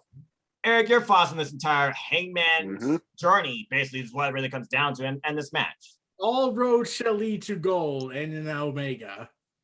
Well, I had an idea. I came up with an idea. Since Big Money Matt is no doubt obviously portraying Vince as the money-making SOB and unreasonable price taking, what if remember how we paint the narrative that Vince will try to hurt people by going after their loved ones as a psychological attack? Like how people joke now, when I joke saying that Pete and Royce's mother went ahead and said, give other women a chance. And I was like, well, should we be expecting Pete and Royce to suffer the consequences?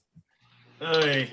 I was thinking, like, what if Matt Hardy during the match or after the match is trying to further create the self-loathing doubt in Hangman by, paying off the computer guy, the production crew to play the videos of Hangman being rejected by the Elite and not being there for Full Gear. Yeah, for further that depression amongst himself and really where he stands in AEW. By the way, Vince, go F yourself for not pushing Raw Town and Peyton Royce. But I like that. And again, I feel like it all comes down to the guy that was initially you thought would be our AEW World Champion. Came up short against what's coming on, Chris Jericho. Had a weird impromptu run with the tag titles. Felt like he finally was above the Young Bucks shell at least, but he still was kind of in the shell of the Elite as he was still part of the Elite. And they went on an ultimate run, but once they lost them, basically everything fell out from there. Heyman found himself outside the Elite, and then Heyman found himself outside of Omega's picture, and look who's on top with all the gold while he's in a tunnel, not even drinking anymore, not even drinking the same way it seems. He honestly don't know if drinking can even bring him happiness, I think, anymore. But I'm sure this person will definitely talk about that a little bit. And I definitely do see Matt trying to exploit the past into Hangman's subconscious. Definitely. It wouldn't surprise me if he tries to, literally bring up more memories during this match or even tries one of Hangman's moves himself. This is the first time in a while Matt Hardy will be involved in a singles wrestling match. No extreme antics, no cinematic outtakes. It's a straight up and no stupid decisions because Matt and Tony Khan were morons that day. Yeah, but again, Tony Khan, I guess he says he's going to try to learn from his mistakes, but no one's perfect. And again, I can't hold mistakes against anybody if they're willing to try and correct themselves, let alone admit it. But I digress. All right, Mr. Whiskey Man, talk to me, Lex. Do you got the Heyman winning and buying drinks for the Dark Order? How you see this match playing out? Yeah, Mr. Whiskey Man right here. I vote for my boy Hangman Page, my whiskey brother. Jack Daniels will be proud of you both. All right. hey, if Jack Daniels gets sponsored me, give me all of your keg and barrels of whiskey and I'll have it a lifetime supply of it. I will be the happiest cowboy in the Southeast Asia. Well, God help your liver. All right, so far it's Hangman. Right. That's right. I'll drink responsibly. I'll just have those drinks for those moments where I could celebrate myself for achieving. Right. As long as you're responsible, they're not going to get out of your case. But ladies and gentlemen, I'm straight edge for life. All right, Casey, your thoughts in this match. Who's winning? I say Adam Hangman Page is winning over Matt Hardy, and I see him doing a good deed, and that's buying drinks for the Dark Order. So therefore, that's him wanting to get into the Dark Order.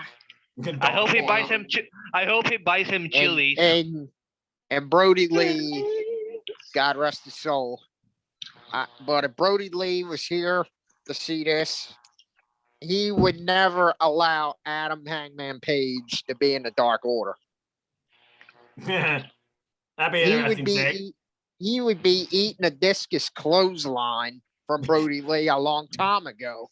Well, I mean, Brody Lee was still alive. He wanted him in the Dark Order at one point, and then it was like he signed for it, but he never got a response. And then we saw what that led to, as again, Brody Lee literally called Evil Uno, get a bunch of papers, and hit yourself with them. Fuck! Hey. Who's got papers for me?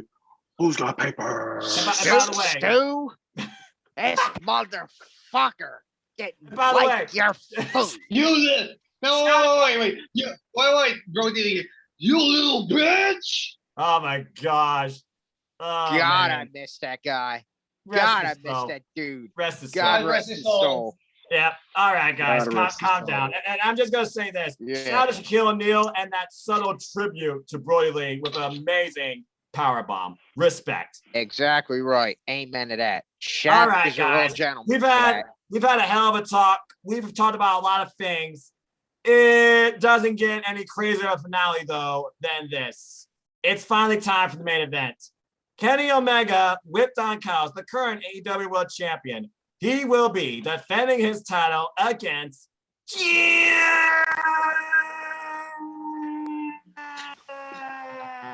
Moxley in an exploding barbed wire death match. Holy effing shit. Now, Kenny Omega was nice enough to actually give us the rules and the blueprints and the outlook of this match. It will be 3 sides of ring ropes wrapped in barbed wire. Contact with barbed wire triggers explosives on corresponding sides. The triple hell, though, will be 3 zones on the floor wired with explosives. And this match cannot go longer than 30 minutes because there's a 30-minute countdown timer until all explosives in and out around the ring detonate. And according to Kenny Omega, he has a plan in place for Jon Moxley where he plans to trap him and set him on fire.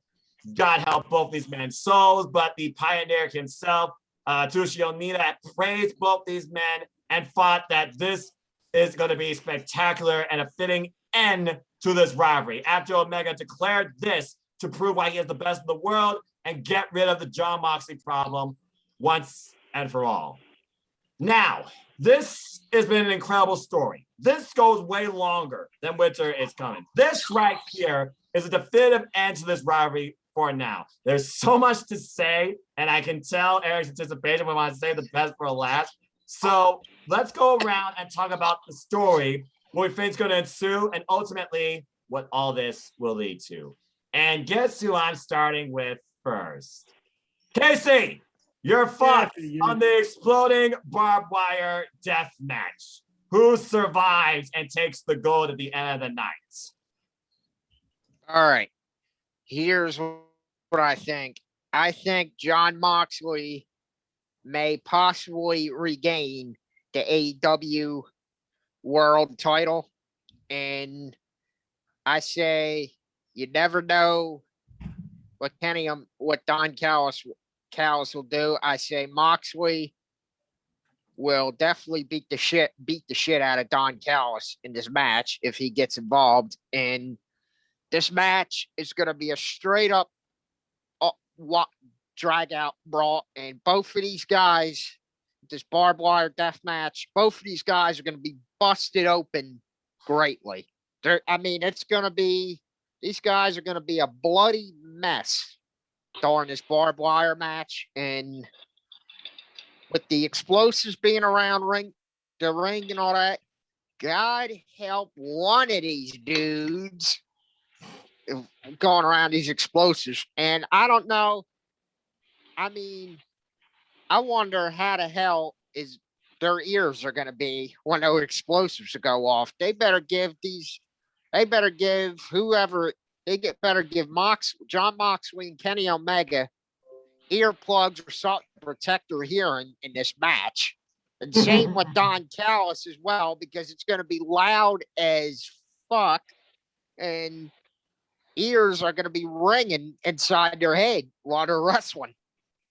But both of these guys are going to be battered, bruised, bloodied, and both gone to the hospital at the end of the night. Because as JR would say, as God is my witness, someone's going to maybe broken in half. Or somebody stop the damn match. Enough is enough. Well Therefore, said. Jon Moxley takes the AEW World title at the end of the night, but I'll never count out Kenny Omega one bit. Holy hell, man. That is a hell of a prediction. All right. Lex, you're next. Your thoughts on the exploding barbed wire death match. Who survives and leaves with the gold? I've watched a couple of barbed wire death matches with explosions from. I researched it before going into this Revolution match. My God, this one is gonna be the most insane barbed wire death matches up to date. We've seen it in Japan, but this one in the modern set era, man, bodies are gonna be broken out, shards are gonna be flying. I hope there's nobody dies in this match. Same here. Dear God. Wait.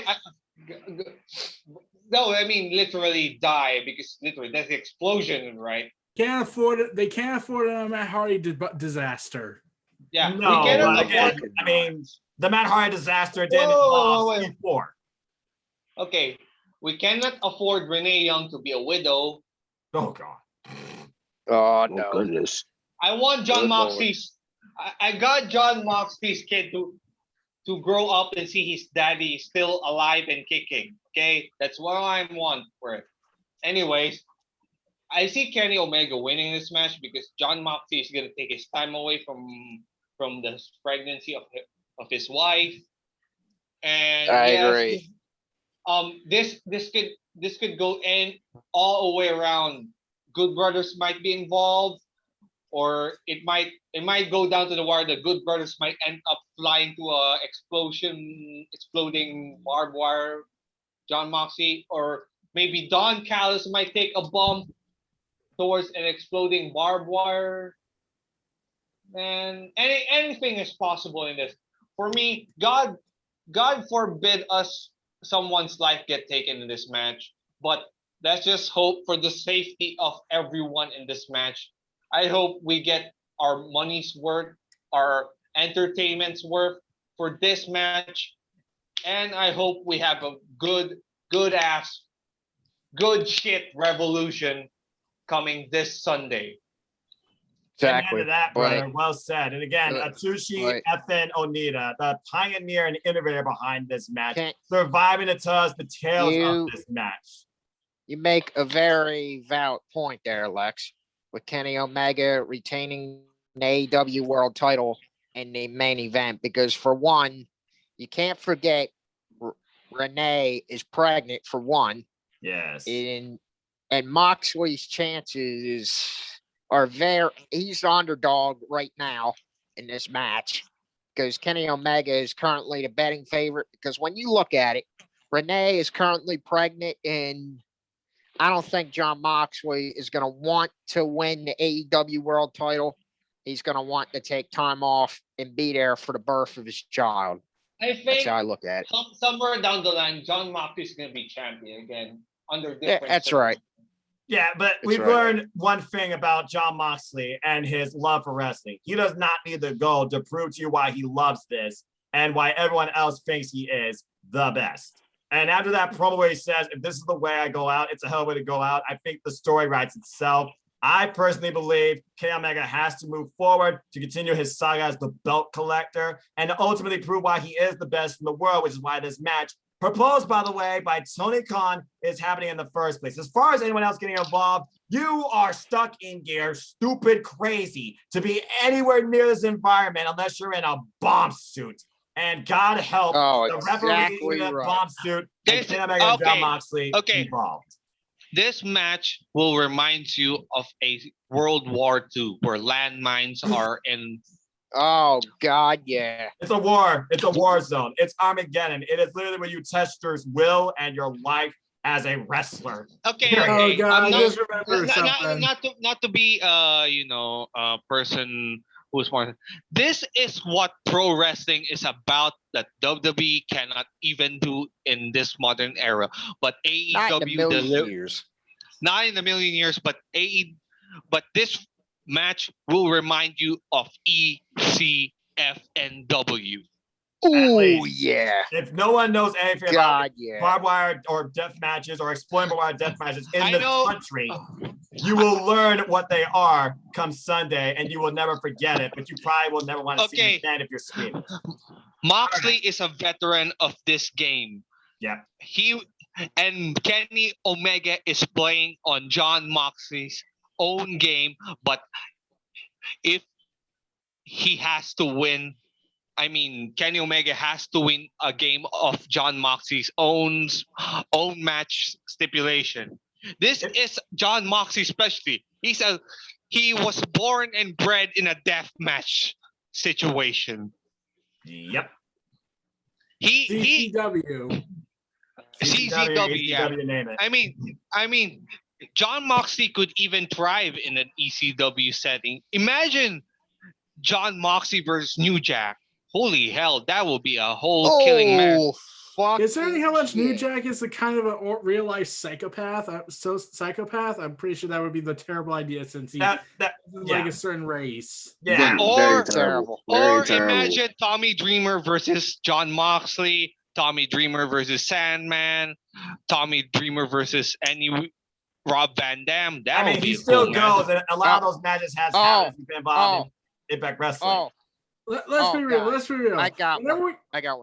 Okay. John Moxley versus Sabu in ECW. And back in those days, that would rock. But Eric, you got to brief up before I give it to. Hear me out. Wait.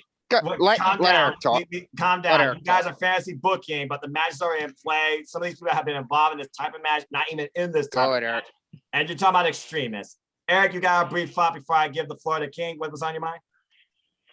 We all know it.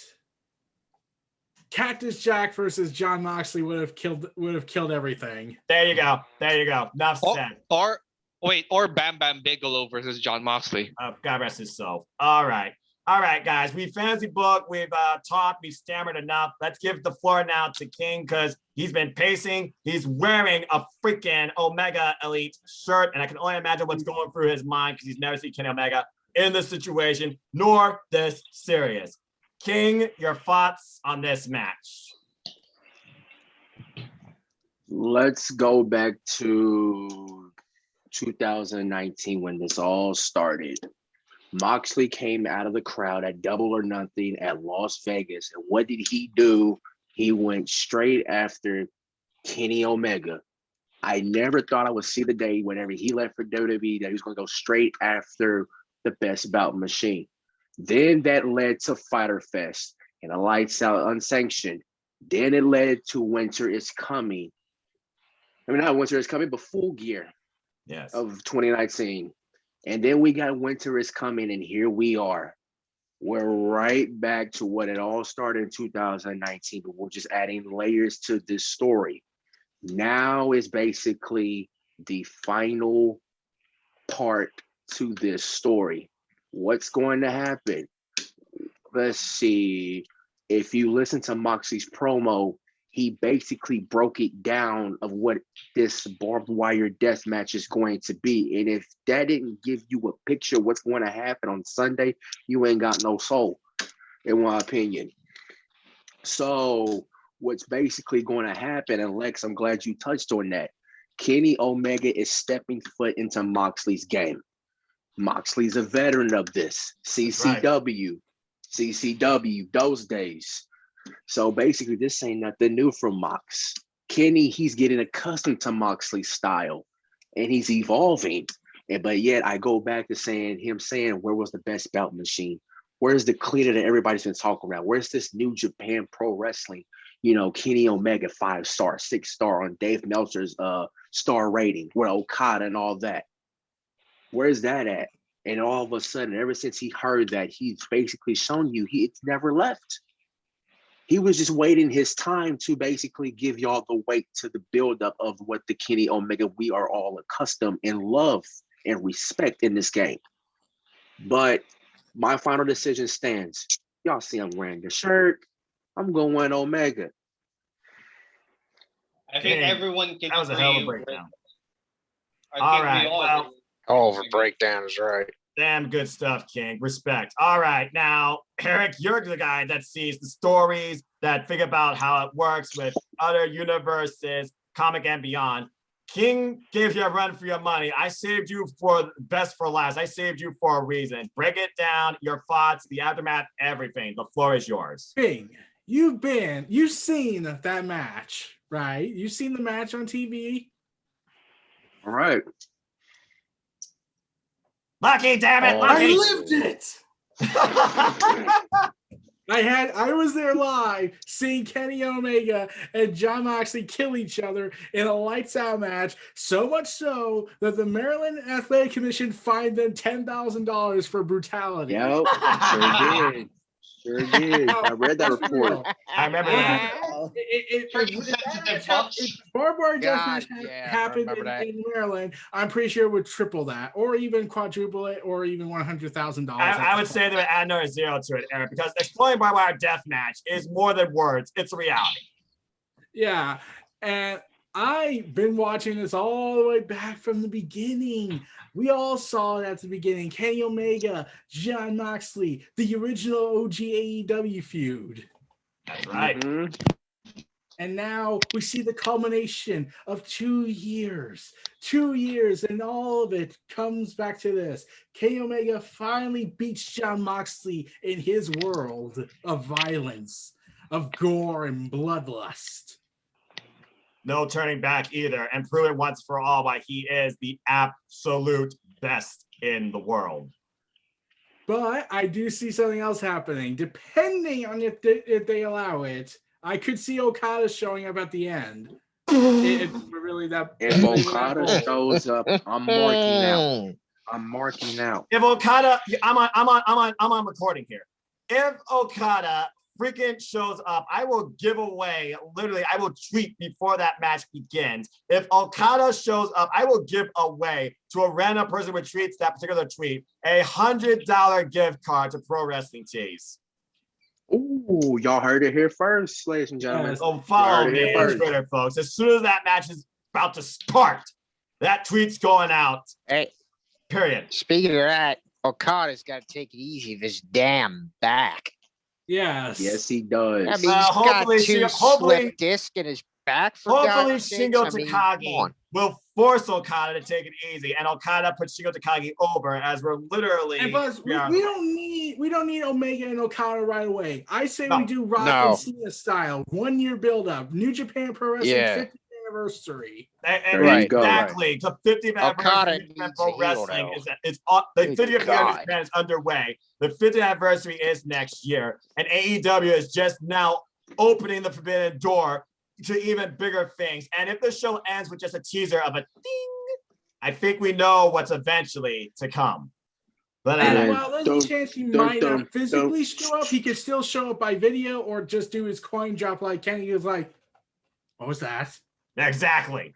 It shocks Kenny And Omega. let's back go into reality. crazier. Let's go crazier. What if it wasn't Kazuchika Okada? What if it's the guy that drove him Ugh. out of New Japan? Hiroshi Tanahashi. Actually, The go ace. Ace. Like Go there's so many Ace. directions the ending could go. I do see the Good Brothers getting involved in some form or another in this match. That's crazy. Probably as sacrificial lambs while Don Callis is trying to leech away like the virus he once was. Everyone forgets that he was Cyrus the Virus. Yes. Oh yeah. Don Callis is a weird dude, man. That's pretty much simple as that. And Also, here's a question. I know this is a little out topic, but why is the best things going in wrestling have ECW related? Roman Reigns, Paul Heyman, Cyrus the Virus, Kenny Omega.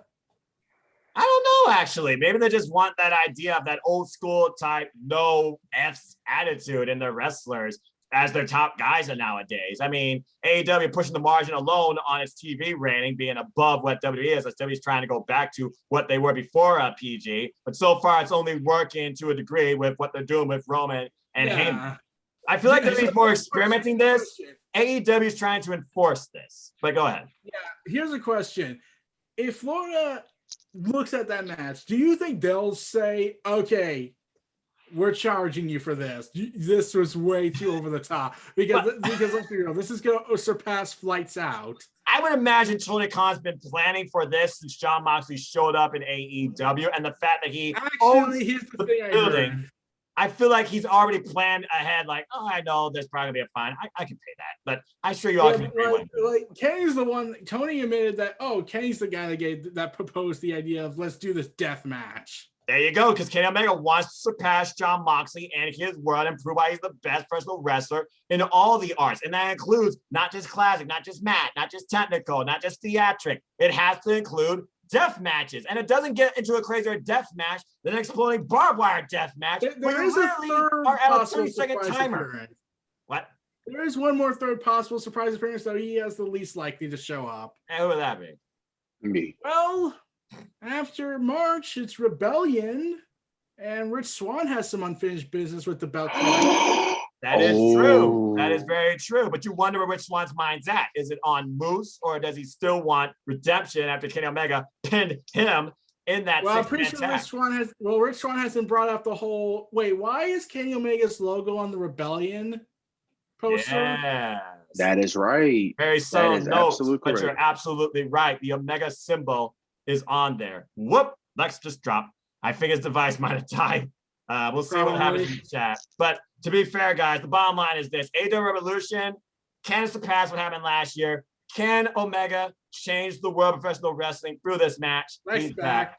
All right, good deal. And what is going to be our final thoughts when the dust settles, the smoke clears, the charred, exploded, scarred, bloody bodies of Jon Moxley and Kenny Omega are in front of us, and this thing's over? Because I guarantee you, this match is going to go beyond that clock, and somehow somebody's going to be laying on top for the win. I sense we are in for a very scary, death-defying finale to the Omega Moxley story.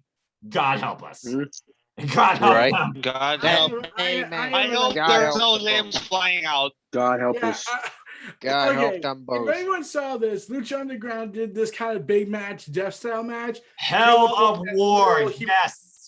That literal human flesh was shown. Yes. Lucha Underground was basically the first step in America to give you an idea of how far can we push the boundaries of professional wrestling. AEW, what you got in mind? Oh, I know. Exploding barbed wire death match. So, what if Kenny Omega or Jon Moxley actually tear flesh from their bones? Oh my God! It very well could happen. God, it could happen. It could very well happen. Oh, like Randy Orton did that. Again. Remember? God. Remember when Get the chills thinking that. Oh my gosh. Well, guys, we can talk about this. The chills. We can talk about this all night, but believe it or not, we officially are into Saturday here in the Midwest. Yeah. So I think for the first episode same here. not AEW Sparks, second year for me, but truly, guys, we just started something. We just changed the internet. This was the debut episode of the ATW View. The topic tonight was AEW Revolution. And I think we basically covered everything that possibly could happen, want to happen, will happen, and what we think might happen too. So, gentlemen, I thank you so much. And I hope everybody who listens to this or sees this on video enjoyed this simple chat too. But we have other stuff as well to do. So I must bid you fine gentlemen a fine adieu. Wait. I'm still the host, so if you log out, that means I'm the only host. So exactly. So if Eric has a lasting thought, you guys could be with him, but Lex, I think Lex is about to tune out because he has training to do. And literally, guys, we got a few hours till New Japan. But this has been the ATW View. I have been Noah Foster. This has been the Inquisitor, Eric Brown, Near Reality Entertainment, the King, Anthony, the Meme King, and also very inquisitive and very insightful Casey Flynn, and the Enforcer, the In-Trainee, the Freshly Squeezed Lex. We are ATW, and I hope you enjoyed this fresh view of all things wrestling, primarily AEW Night and Revolution 2. We'll be back maybe next week with, I'm sure, some takeaways from Revolution and maybe some other stuff regarding what's going on in the world of wrestling, maybe WWE and APW too. But I usually close with a Kenny Omega thing, but I'm not going to do that because, again, this is ATW View. We are one of a kind. I'm not going to play off somebody else. So I'm simply going to say this. If you are a fan of all things wrestling, follow any of us on Twitter. We'll be happy to talk and negotiate with you. It's all about a positive, open-minded, equality environment of thoughts and conscious thinking and fandom at the end of the day. We all have our faves, we all have our dislikes, we all have our rants. Fuck you, Vince McMahon. But I digress. Oh, Vince. And as of well, course, we Vince. also have our own fandom of wrestling to our own degree in our own hearts. So on behalf of my family and my crew here in ATW, I think this is where we will conclude the first episode of the ATW View. And I think there's many more to come. Take care, enjoy the live. Tomorrow's never guaranteed. Treasure your families. Enjoy wrestling. There's more of it now than ever. Find some promotion, company, character, something that can connect with you. Make a fan out of somebody that's not a fan. Make a friend out of it too. Until the next video, I hope you all enjoy Revolution. Protect your stomachs. And again, God help John Moxley and Renee Paquette especially, because I'm pretty sure Renee will not be watching this. We will see you next Exactly time right. on the And if something happens to ATW. John Moxley, I'm pretty sure Renee will kill him herself. I'm pretty sure Renee Paquette's going to beat the living daylights out of John Moxley the moment she sees him, after she calms down, after what she eventually is going to see, whether it's on TV, on pay-per-view, or on her own physical husband too. That's all, folks, for now. Thanks again for tuning in to the ATW View. Goodbye and good night.